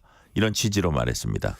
왜 이런 얘기를 했을까요? 아니 근데 이거는 이제 윤 대통령을 쉴드 쳐준다고 한 건데 오히려 쉴드 친 게 아니고 오히려 또 부담을 준 거예요. 그러니까 그런가요? 우리 헌법에 보면 법 앞에 모든 국민은 법 앞에 평등하다 이렇게 돼 있는데 이걸 뭐 자기 여자 지키기 위한 상남자를 그 검찰에 그 예를 들어서 검찰에 가서 조사받는 게 그 내주는 겁니까? 비유 자체도 매우 부적절하고 결과적으로 대통령에게 도움은커녕 오히려 부담을 안겨주는 이런 발언이라고 봅니다. 네. 자, 의대 증원 2,000명 배분 결정 효력 멈춰달라며 의료계가 정부 상대로 낸 집행정지 신청에 대해 법원 결정이 나왔습니다. 기각했는데 법원 판단 어떻게 평가하세요? 뭐 당연한 판단이 나왔고요. 그래서 처음에는 다 각하될 줄 알았는데 각하를 안 시키고 뭐 하길래 뭔가 이상한 거 아니냐 걱정과 우려가 많았는데 아주 뭐 상식적인 그 결론이 나온 게 아닌가 보여집니다. 이제 라인야오 사태 처음에 이제 그 어떤 사기업의 어떤 일이니까 좀 지켜보는 듯 했는데 이게 사실은 좀 양국 간의 어떤 외교 문제로 이제 비화되는 측면을 보였고 안철수 의원은 이런 얘기를 하시더라고요. 저희 프로그램 출연을 하셔서 이거를 그냥 기업의 지분, 기업의 뭐 지분을 매각하고 이런 차원으로 보지 말고 이거는 지금 전 세계에서 벌어지고 있는 플랫폼 전쟁의 차원에서 봐야 된다. 그렇기 때문에 필요하면 국가가 개입해야 된다. 그래서 지금 이 정도 되면 어느 정도 고비는 넘겼지만 그래도 불신 살아 있잖아요. 그래서 이 정도 되면 윤 대통령이 기시다 총리에게 직접 전화해서 선을 넘지 말라고 단호히 경고하는 게 필요하다고 보세요. 뭐 그 필요하면 그런 거 해야 됩니다. 근데 이게 아까 플랫폼 전쟁 그 문제 의식에도 동의하고요. 네네. 2003년에 발효된 한일 투자 협정이 있습니다. 거기 네네. 보면 그 상대편 측의 투자를 내국인 대우로 하게 돼 있어요. 최혜국 대우, 내국인 대우를 하게 돼 있는데 네. 만약에 네이버가 한국 기업이 아니고 일본 기업이라도 이렇게 지분 매각하라고 했을 것인가 하는 점을 짚어야 되는 거죠. 그래서 한일 투자 협정 위반 소지가 다분히 있는 거예요. 그러니까 이 사기업끼리 자율적으로 알아서 처리하라 이렇게 손 놓고 있을 수가 없는 사안입니다. 이 사안 자체가. 그러니까 좀 더 강력히 대응할 사안이다 그런 그렇죠. 말씀이죠. 그다음에 일본 총무성의 지분 매각을 사실상 압박하는 행정지도의 부당성에 대해서는 정부가 강력하게 일본 정부에게 그 항의할 거 하고 바꿀 거를 바꿔야 된다고 생각합니다. 네, 오늘은 여기까지 듣겠습니다. 신지호 전 의원이었습니다. 감사합니다. 네, 고맙습니다.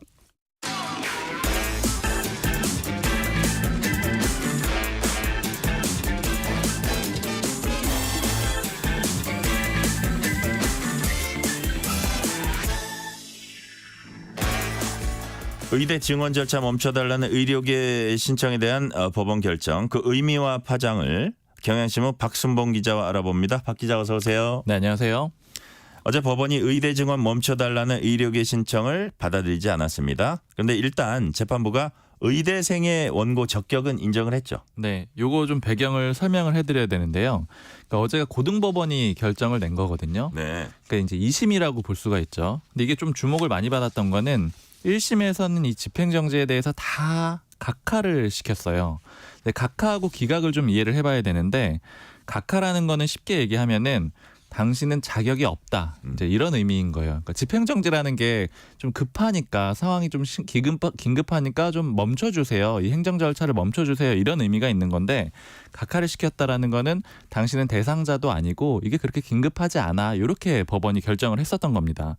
그래서 이제 여러 단체들이 그러니까 쉽게 말해서 결정거리도 안 된다. 맞아요. 그렇죠? 다뤄볼 필요가 없다라는 예, 그런 예. 의미가 되는 건데 1심에서는 여러 단체들이 집행정지를 요청했거든요. 뭐 의대 교수, 전공의, 의대생, 학부모, 수험생 다양한 단체들이 요청을 했는데 모두 다 각하를 시켰습니다. 말씀하신 네. 대로 그냥 자격 자체가 없다, 다퉈볼 만하지도 않다 이렇게 얘기를 했는데 이제 문제는 2심이 주목을 받았던 거는 의대생들은 그중에서 다퉈볼 만하지 않느냐 이렇게 봤기 때문이에요.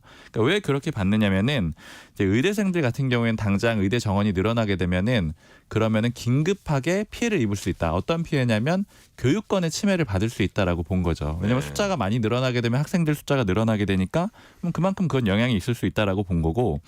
그다음에 긴급하느냐 이것도 또 하나의 중요한 요건인데 실제로 당장 이제 내년부터 적용이 되는 거잖아요. 그러니까 한번 따져볼 필요는 있다. 그래서 의대생들은 자격은 된다. 이렇게 됐기 때문에 어제 많이 주목을 받았던 겁니다. 네.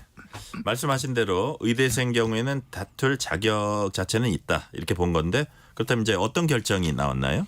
이 집행정지 신청 자격 말씀하신 대로 인정은 해줬지만 그러나 법원이 요구는 받아들이지 않았습니다. 네. 그러니까 나머지들은 다 각하를 했고 의대생들의 요청에 대해서는 기각을 했으니까 그냥 요약을 해보면은 의료계 전반의 요청에 대해서 그냥 법원이 수용하지 않았다. 이렇게 정리를 해볼 수가 있는데요. 받아들이지 않은 이유는 크게 보면 두 가지예요. 일단 첫 번째는 공공의 이익이 더 크다 이렇게 봤습니다.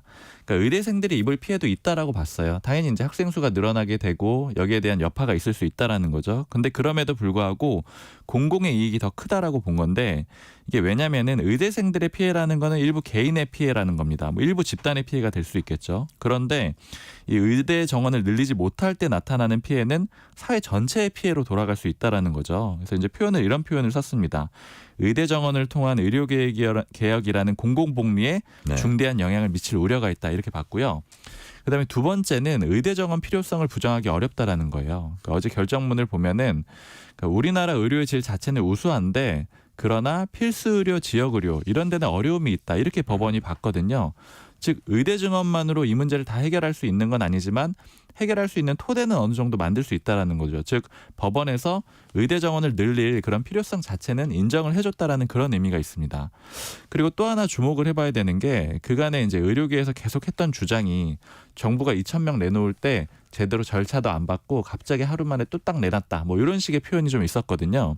그런데 어제 고법은 이 절차에 대해서 이제 봤습니다. 이 절차에서 봤는데 문제가 없다라고 봤어요. 이제 물론 충분하다라고 본 건 아닌데 뭐 예를 들어서 의협하고 정부가 1대1로 논의도 했고 그다음에 의료 현안 협의체라든가 이런 것도 만들고 또 위원회 통해서 논의하고 이런 과정들이 있었는데 이걸 쭉 지켜보니까 그래도 논의를 하려고 했다 이렇게 본 거고요. 뭐 충분하진 않더라도 어쨌든 이 자체가 뭐 근본적인 문제가 있는 건 아니다. 맞아요. 예. 그리고 또 특히 의협에다가 정부가 증원경력 그러면 얼마 했으면 좋겠느냐 이렇게 물어봤었던 적이 있었잖아요.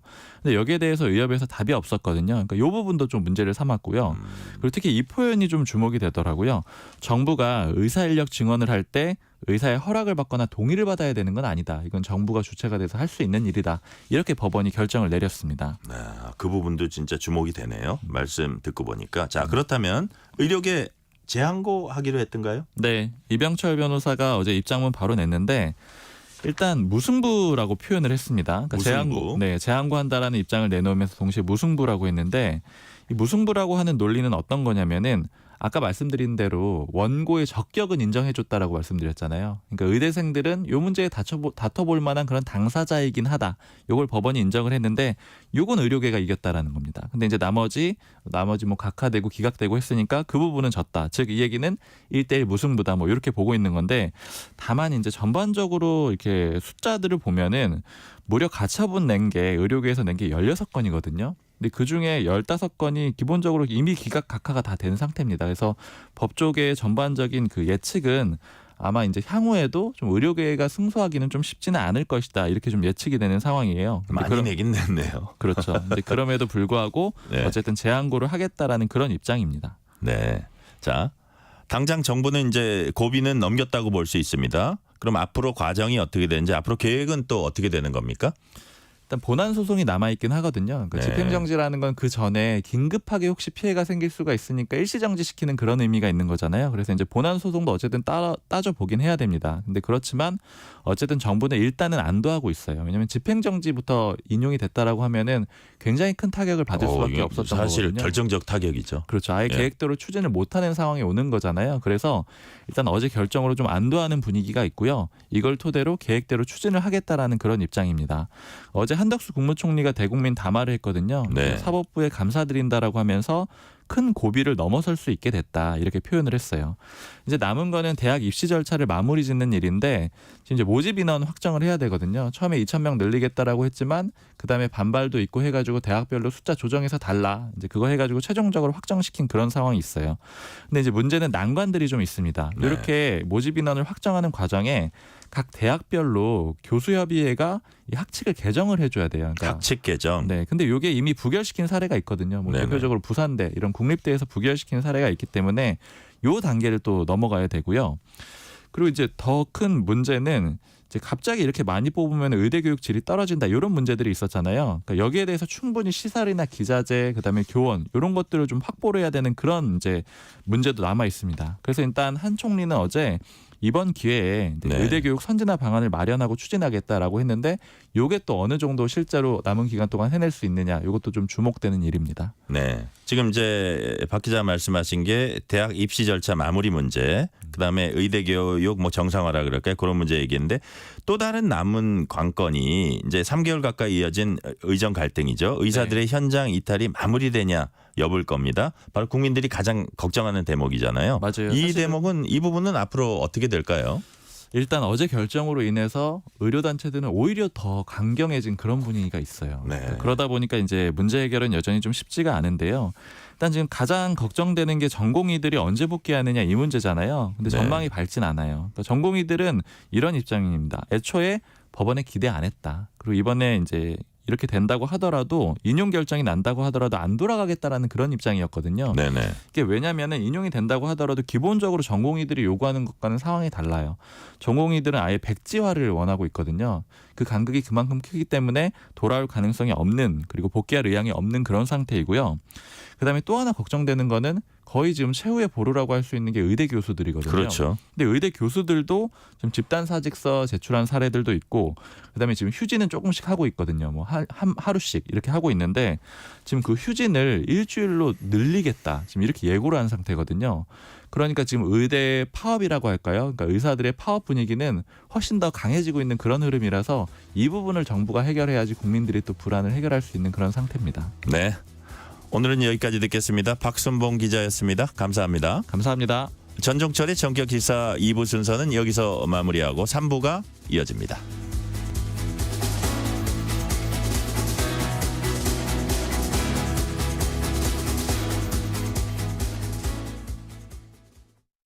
잠시 후 8시 반부터 일부 지역국에서는 해당 지역 방송을 보내드립니다.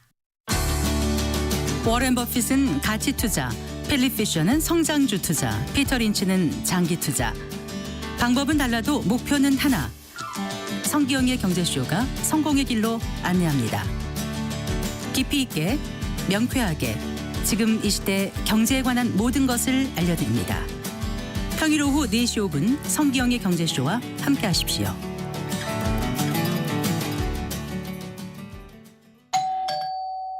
편지 왔습니다.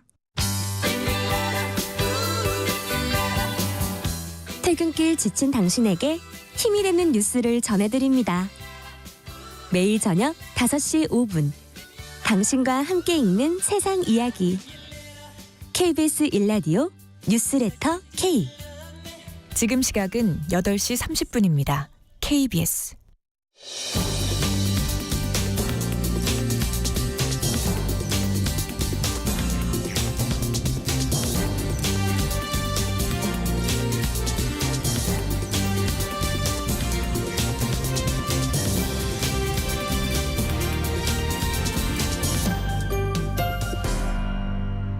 전종철의 전격 시사.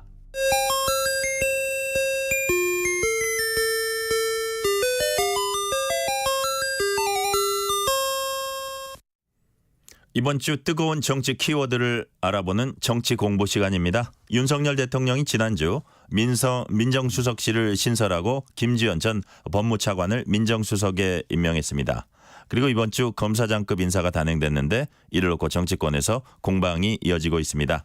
오늘 정치공부에서는 민정수석과 검찰 인사에 대해 알아봅니다. 이종훈 정치평론가 나오셨습니다. 평론가님 어서 오세요. 네, 안녕하세요.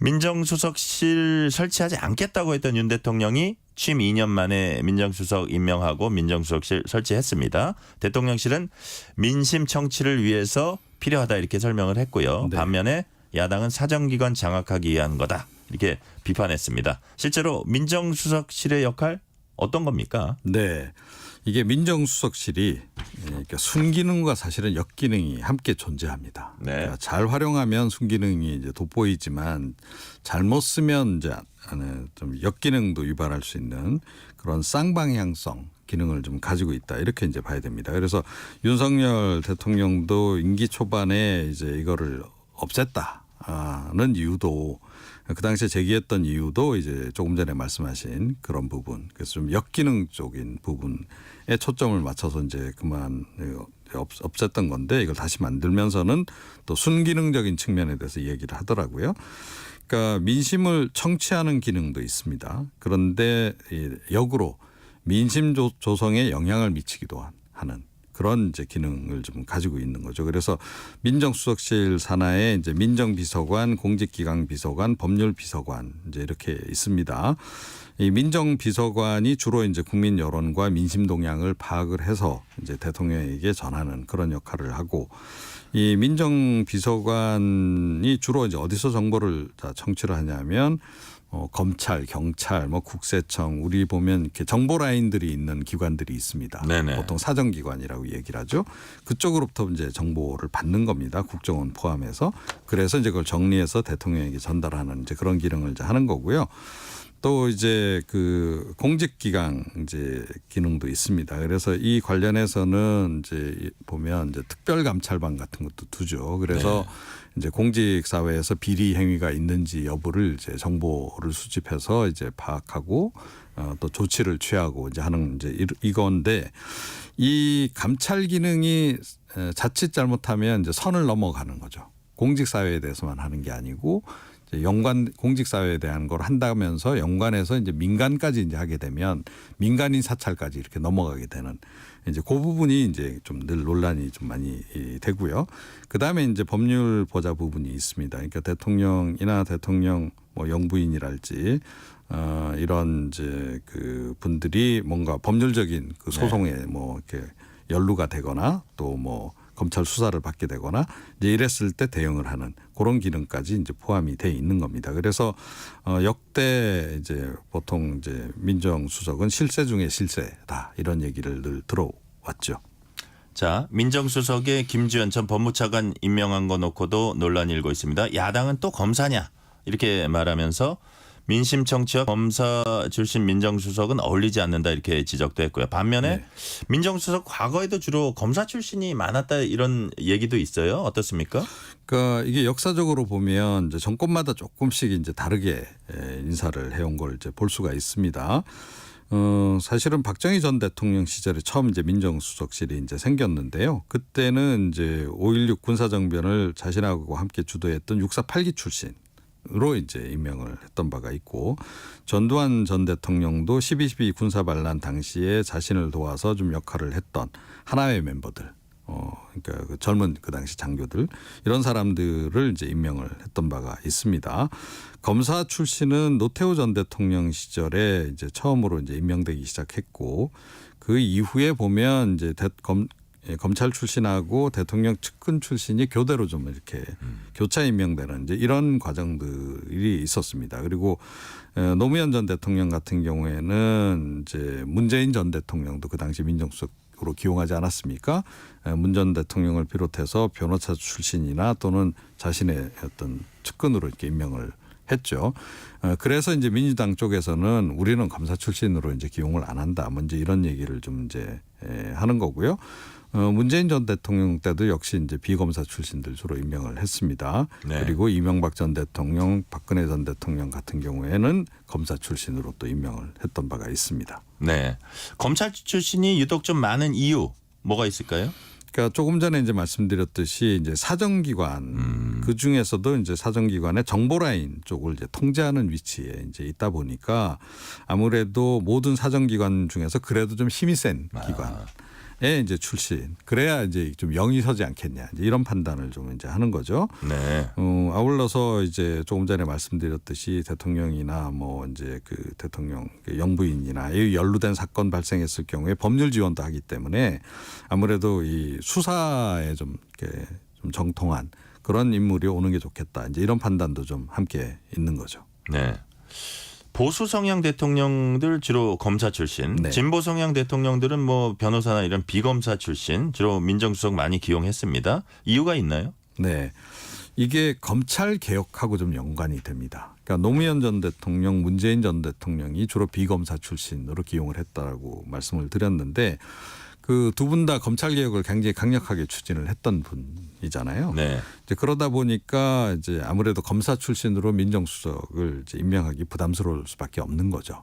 그리고 이제 검사 출신이 와서 검찰 관련해서는 굉장히 좀 우호적인 정보만 이렇게 대통령에게 전달할 가능성도 없잖아요. 있잖아요. 본인 친정 생각해가지고 이제 그런 부분도 좀 있는 겁니다. 그래서 이제 민정수석 같은 경우에 이제 검사는 아니지만 그래도 좀 변호사 출신 을 비롯해서 좀 법을 좀 아는 이런 측근들로 이제 임명을 해왔던 거고 보수 성향 대통령의 경우에는 아무래도 검찰에 대한 이제 어떤 뭐 장악 이런 것을 조금 더 시도한 것으로 그렇게 이제 봐야 되겠습니다. 그래서 권력 강화 또는 이제 그 권력 행사의 한 수단으로 좀 검찰을 좀 활용하다 보니까 민정수석을 검사 출신으로 좀 임명했던 거 아닌가. 이렇게 좀 분석을 하고 있습니다. 말씀하신 대로 야당은 민정수석실 통해서 사정기관 특히 검찰에 대한 장악력 높이려고 한다 이렇게 의심하고 있고요. 그런데 법무장관은 물론 검찰의 수장인 검찰총장도 사실 대통령이 임명을 하거든요. 다시 말해서 민정수석이 없어도 마음 먹으면 뭐 검찰 장악력 높일 수 있을 것 같은데 저희가 생각하기에는 네. 왜 자꾸 민정수석실하고 검찰 장악 이거를 연결짓는 걸까요? 네.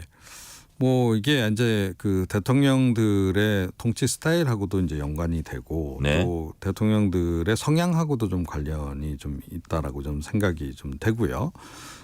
그런데 이제 뭐 검찰을 좀 약간 뭐 직할 조직 비슷하게 좀 가져가고 싶은 그런 분들도 있는 거죠. 그리고 이제 이 특히 각 사정기관의 정보라인으로부터의 보고를 일종의 직보 비슷하게 계속 받으면서 자기가 좀 직접 어떤 개입을 하고 이제 이러고 싶어하는 분들이 좀 있는 거죠.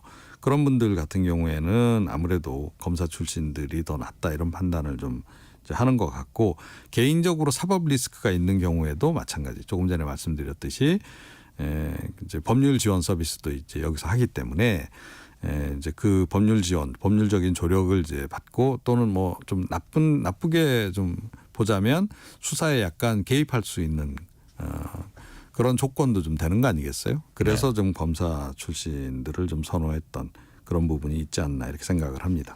검찰 간부 인사 단행됐습니다. 야당은 김건희 여사 관련 수사 막으려는 것이다. 방탄용이다. 뭐 이런 비판을 했고요. 반면에 여당은 정부 출범 2년 지나서 이제 그야말로 인사할 때가 됐다. 총선으로 미뤄졌던 검사장 인사 지금 한 것이다. 과연 지금 어느 세상인데 그 수사를 안 해가지고 그렇게 눈 가리고 아웅할 수 있겠느냐 이렇게 반박하고 있거든요. 네. 어떻게 보세요? 근데 이게 시점이 좀 이제 공교롭게도 좀 이제 묘하다는 거죠. 그리고 이제 이원석 검찰총장이 임기가 얼마 안 남았잖아요. 한 4개월. 그러니까 대략 이제 그 무렵에 새 검찰총장이 들어오면 이제 인사를 보통 다시 하잖아요. 그죠? 네. 그러니까 그때 하면 될 건데 뭐 이게 굳이 뭐 이렇게 빨리. 그런데다가 또 이원석 검찰총장이 최근에 김건희 여사 관련 전담 수사팀 구성을 지시한 또 직후라는 거죠. 그러다 보니까 결국은 이제 뭐 이게 김 여사 수사하고 관련된 거 아니냐. 또 이 인사 내용을 보더라도 이 수사 핵심 라인인 서울중앙지검장 그다음에 그 휘하 차장들을 전부 교체를 이제 하다 보니까 이게 결국 전담 수사팀을 이제 사실상 해체시킨 거 아니냐 이런 이제 지적이 이제 나오는 거고요. 또 이번에 이제 검찰총장 패싱 얘기도 많이 나오잖아요.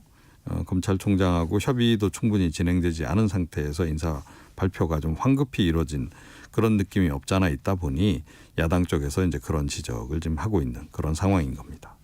이번에 이제 서울중앙지검장 이제 좌천성 영전 이런 그 용어를 쓰더라고요. 서울중앙지검장이 이게 고검장 승진하고 그다음에 1차장 같은 분은 법무연수원 기획부장 이것도 아마 검사장인 것 같아요. 검사장 네. 승진인데도 불구하고 좌천선 영전이다 이런 얘기가 나오는데 과거에도 비슷한 사례가 있었습니까? 예. 과거에도 그런 사례가 좀 있고요. 이번 같은 경우에 뭐 1차장부터 4차장까지 이제 전부 다 이제 전원 승진을 시켰죠. 그리고 또 그 4명 가운데 3명은 또 이제 비수사 부서로 이제 보내버렸습니다.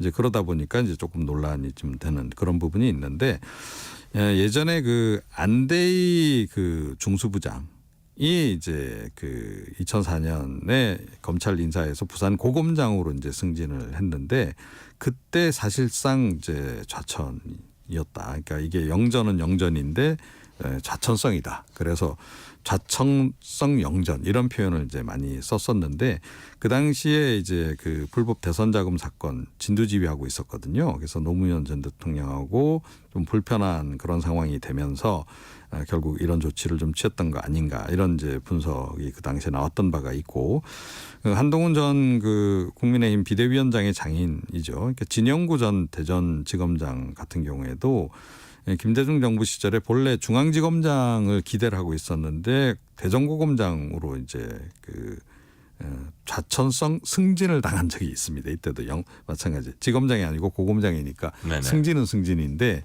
근데 이제 이렇게 중앙에서 이제 대전으로 이제 이렇게 보낸. 그래서 그 당시에 또 그것 때문에 또 술 한잔 하면서 조폐공사 파업 유도 사실 흘려가지고 또 결과적으로는 검찰을 떠나게 되는 그런 또 일도 있었던 상황이죠. 과거에도 민감한 수사 맡고 있던 지휘부 갑자기 교체된 일 대표적 사례가 뭐가 있나요?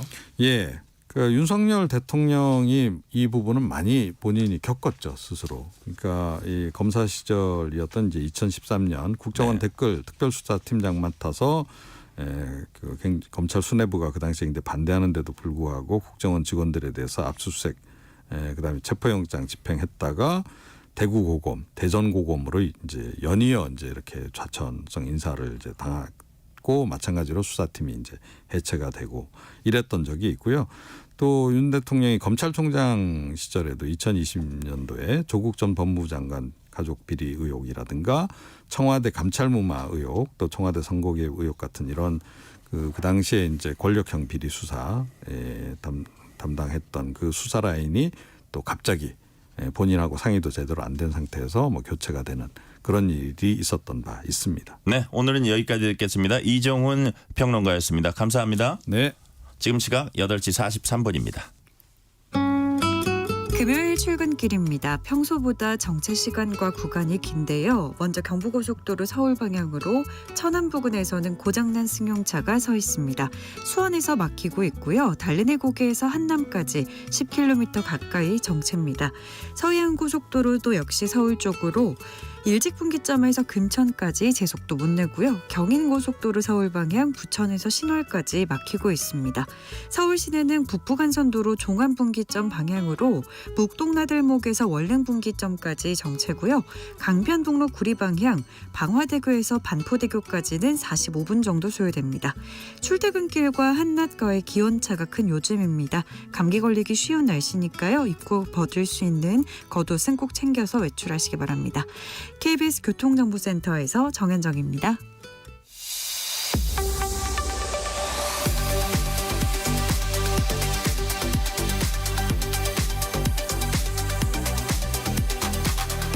한 주간 있었던 뉴스 중에서 KBS 황정호 기자의 시선으로 고른 뉴스들 금요일 코너 한 주간의 랭킹 뉴스입니다.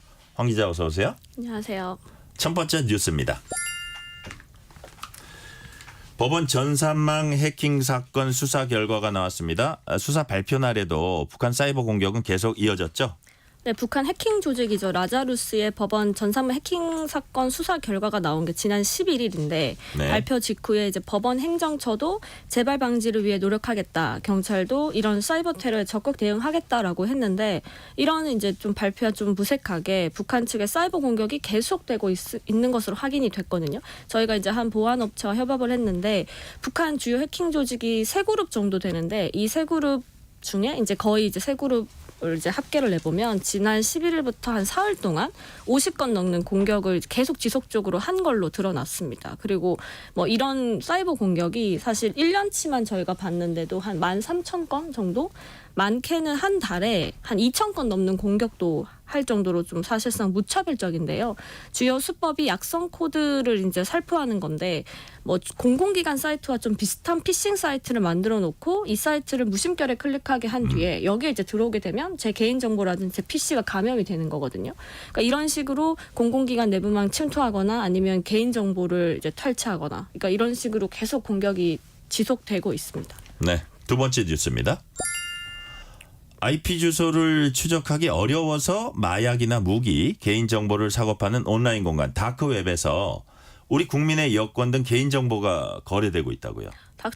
다크웹도 그렇고 텔레그램에서도 이제 활발하게 이런 게 거래가 되고 있는데 저희가 네. 이제 한 보안업체 쪽에서 제보를 받은 게 한 이제 온라인상에 올라온 사진인데 한글로 된 가족관계 증명서, 뭐 통장 사본, 신분증 이런 것들을 판매한다. 그리고 직접 뭐 만남에서 이제 거래도 가능하다. 뭐 이런 이제 얘기가 있었거든요. 네. 근데 이제 보안업체 쪽에 저희가 이제 취재를 해 보면 이런 가족관계 증명서라든지 여권, 신분증 이런 게 가장 비싸게 거래가 된다고 해요. 그리고 이런 채널방도 많고 많게는 2만 개 정도도 이런 판매 글이 올라온다고 합니다. 그리고 다크웹 같은 경우에는 저희도 이제 실제로 이제 검색을 해서 본 건데 한국인들 여권 정보, 뭐 사진 그다음에 뭐 저희의 개인 정보 이런 것들이 그냥 그대로 올라와 있더라고요. 그래서 이게 좀 비싼 가격에 이제 팔리고 있고, 그러니까 전문가들도 이런 해커들의 공격을 지속적으로 이제 모니터링하고 사이트의 예방 활동 이런 게 필요하다고 지적은 하는데 사실상 저희가 조심한다고 해킹을 이제 당하지 않는 건 아니니까 참 좀 걱정이 되는 부분입니다. 정보 보안에 관한 특종 기사를 계속 쏟아내고 있는 황정호 기자를 계속 주목해 주시기 바랍니다. 저희가 지금 카톡 얘기하면서 카톡 효과음을 잠깐 넣어드린 것도 말씀드리고요. 세 번째 뉴스입니다. 서울 서초구의 초고가 아파트에서 단지 내 미혼 남녀 만남을 주선하는 소모임을 운영하고 있다고요. 그러니까 이게 저희가 일명 반포 대장 아파트로 꼽히는 아파트에서 일부 입주민들이 우리 이제 아이들 결혼 정년기 선남선녀들을 좀 만나게 해주자 이렇게 하면서 인터넷에 카페가 생긴 거죠. 연회비도 있고 이미 100명 정도가 다 차서 또 뭐 하나 추가로 만들어진다 뭐 이런 얘기도 있는데요. 사실 이 해당 아파트가 이전에도 입주민 전용 신용카드를 이제 뭐 출시한다든지 그리고 이 아파트 이름을 딴 맥주도 판매를 한다든지 이제 이런 것들로 좀 화제가 됐었거든요. 이제 온라인에서는 이제 당연히 반응이 정말 좀 씁쓸하다, 양극하다 이렇게 얘기는 하지만 부자들끼리 논다 뭐 그런 반응도 있었지만 또 뭐 좋은 환경에 자기랑 비슷한 이제 뭐 환경에 이제 뭔가 그런 결혼과 이런 거를 하겠다는 건데 뭐가 문제냐 뭐 이런 여러 가지 반응들이 있었습니다. 네, 네 번째 뉴스입니다. 이맘때쯤 찾아오는 불청객 이른바 팅커벨이라고도 불리는 동양 하루살이가 도심 곳곳에서 목격되고 있어요.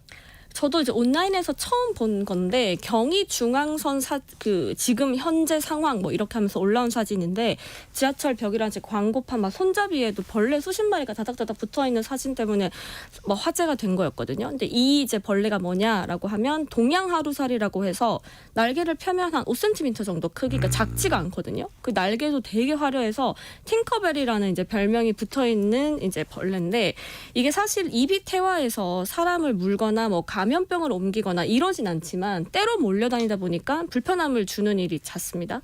또 불빛에 모여드는 습성이 있다 보니까 상가, 그러니까 뭐 카페에서 밤늦은 시간에 이제 테라스나 이제 이런 쪽에 열어놓는 카페 쪽에도 많이 몰려서 손님들이 너무 불편을 겪는 경우도 많고요.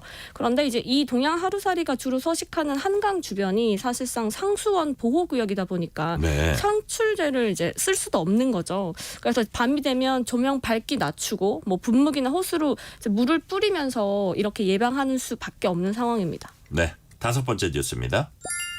중고 거래 앱으로 안 쓰는 물건 내다 팔아 돈도 벌고 짐도 줄이는 분들 많습니다. 국세청이 이런 중고 거래를 반복적으로 한 이용자들에게는 세금을 내라고 해서 논란이 일고 있다고요. 이제 저희 쪽에 제보자 분은 그 중고 거래 플랫폼 이용을 이제 많이 해서 이제 해온 분들인데 이제 국세청으로부터 전자 문서를 하나 받으신 거죠. 사업 소득 1,600만 원 정도가 포착이 됐다라는 건데 이분은 난 사업자 등록도 안 했는데 왜 사업 소득으로 나오지라고 이제 황당한 이제 반응 때문에 이제 저희 쪽에 제보를 한 건데 사실 이제 이분처럼 이렇게 황당하게 종합소득세 과세 통보를 받았다는 글이 지금 잇따르고 있거든요. 그러니까 이게 국세청에서 지난해 7월부터 이제 소위 말하는 그 유명 중고거래 플랫폼 거래 자료를 받아서 본격적으로 과세에 나선 거예요. 전가보다 이제 비싼 가격으로 판매하는 이제 거래자, 이른바 이제 리셀러 등을 대상으로 하겠다고 한 건데 이제 제보자처럼 그냥 이제 중고 거래를 자주 한 사람들도 뭔가 대상자에 잡혀서 과세를 통보받은 것 때문에 이제 문제가 되거든요. 또 특히 문제가 이 중고 거래 특성이 사실 제가 뭐 깎아주기도 하고 실제 제품보다 싸게 팔기도 하잖아요. 근데 이걸 어떻게 산정했냐라는 게 또 좀 논란이 됐고 그리고 이 중고 거래자 상당수가 이런 사실 자체를 모르고 계속 거래를 했다는 거예요. 그래서 이제 국세청이 이제 안내한 금액이 사실상 실제 거래액이랑 차이가 있다라고 하시면 홈택스나 관할 사무소에 수정 신고를 하셔야 됩니다. 네, 여섯 번째 뉴스입니다. 서울 지하철 4호선에 이어서 7호선에서도 출근길부터 의자 없는 열차 운행한다고요? 지난 1월에 지하철 4호선에서 먼저 시범 운행을 했었는데 사실 이게 방학 기간 이런 것들이 겹치면서 정확한 혼선도 개선이 됐냐 이런 효과를 검증하기 좀 어려움이 있었어요. 그래서 7호선도 이제 늘린 건데 이 시범 운행에 나서게 되는 열차 객실을 보면 저희가 일반적으로 아는 그 7인석 거기는 제거가 되고 노약자처럼 이제 교통약자가 이용하는 12인석은 이제 현행대로 유지가 된다고 합니다. 사실상 이게 지하철 4호선, 7호선 혼잡도가 워낙 심하다 보니까 이걸 좀 완화하기 위한 단기 대책으로 이제 마련을 한 거잖아요. 그런데 여전히 한 150% 이상 높은 혼잡도를 보이고 있어서 이게 시범 운행을 좀 해보면서 효과성이 제대로 검증되고 다른 노선으로 확대될지 주목되고 있습니다. 7번째 뉴스입니다. 날씨가 더워지면서 아이스 음료 많이들 이제 찾고 있습니다. 카페나 음식점에서 사용하는 제빙기 잘 관리하지 않으면 위생에 심각한 문제가 생길 수 있다고 해요. 이게 한 유튜브 채널에 제빙기 청소업자가 이제 출연을 해서 이제 말을 한 건데, 그러니까 본인은 사실 아이스 커피를 사 먹지 않는다라고 네. 얘기를 한 건데요. 이게 청소하지 않은 제빙기 같은 경우에 병균이 너무 많다는 거예요. 그 니켈이라는 암을 유발하는 성분도 있고, 그러니까 사실 소량으로 먹게 되면 당연히 모르지만 지속해서 먹다 보면 건강에 좋지 않을 거다라고 얘기를 했는데, 그러면 이게 알면서도 방치를 하는 거냐라고 질문을 했을 때는 사실 이제 그런 점주들도 이게 정말 분해를 해서 관리를 해야 되는 건데 아마 몰라서 못하는 걸 수도 있다라고 설명을 했어요. 그래서 네. 실제로 이제 전문가들도 이렇게 오염이 된 얼음은 식중독을 유발할 수 있기 때문에 좀 주의가 필요하다라고 지적을 했습니다. 네, 다음 뉴스입니다.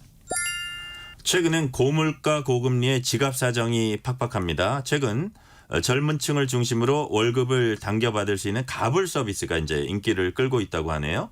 그러니까 급여를 이제 미리 땡겨받는 급여 가불 서비스를 도입한 기업이 국내 이제 기업 한 100곳 정도 되는데 이게 비용 대비 근로자들 만족도가 크다고 합니다. 네. 그래서 한 프랜차이즈 이제 식당에서 일하는 이제 분 같은 경우에는 이제 급하게 병원비나 이런 거 써야 되는 일이 생겼는데 소액 대출을 이제 받는 것보다 이렇게 월급을 당겨서 가불을 받으면 사실 좀 편리하기도 하고 이자 부담도 덜하니까 좋다라는 거였어요. 그러니까 실제로 지금처럼 이제 고물가 고금리 시대가 되면서 20, 30대 그러니까 젊은 층 소액 생계비까지 대출하고 있는 경우가 적지가 않거든요. 그래서 뭐 연체율 같은 경우에도 1년 새 6배에서 7배까지 높아진 상황이고 네. 그러다 보니까 이제 대부분 급한 생활비 이런 걸로 이제 많이 이용을 하기 때문에 좀 많이 호응이 좋다고 합니다. 네, 다음 뉴스입니다. 동네 마트에서 물건을 일정 금액 이상 구매하면 배송 서비스 해주는데 이런 서비스 이용해서 사기치는 사람들이 있다고 하네요. 이건 좀 짧게 네. 해주세요. 이제 한 남성이 이제 마트 들어가서 물건 고르고는 담배만 들고 내가 이거 먼저 들고 갈 테니까 배송해줘라고 하면서 주소, 전화번호를 알려주고 떠난 거예요. 근데 네네. 이게 모두 가짜였던 거죠. 그러니까 이분은 담배만 챙겨서 이걸 되팔아서 그냥 현금을 얻고 싶었던 거예요. 근데 이제 결국 좀 많이 이제 하다 보니까 잡혀가지고 지금 사기 혐의로 구속됐습니다. 40대 남성이 사기 혐의로 구속까지 됐다고 하네요. 랭킹 뉴스 오늘은 여기까지입니다. 황정호 기자 수고 너무 많았습니다. 고생했습니다.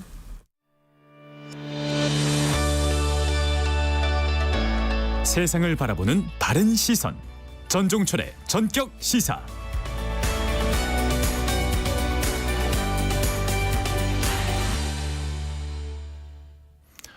전종철의 전격 시사 앵커를 맡아온 저 전종철 기자는 오늘로 이 프로그램 진행을 마무리합니다. 그동안 전종철의 전격 시사를 사랑해 주신 애청자 여러분들께 진심으로 감사드립니다. 후임 앵커는 시사평론가 고성국 씨로 오는 20일 월요일부터 전격 시사를 진행하게 됩니다. 앞으로도 많이 청취해 주시기 바랍니다. 저 전종철 기자는 오는 20일 월요일부터 KBS 1라디오 평일 오후 5시 5분부터 7시까지 방송하는 뉴스레터 K 진행을 맡게 됐습니다. 뉴스레터 K의 많은 사랑과 성원 부탁드립니다. 청취자 여러분 감사합니다. 그리고 사랑합니다.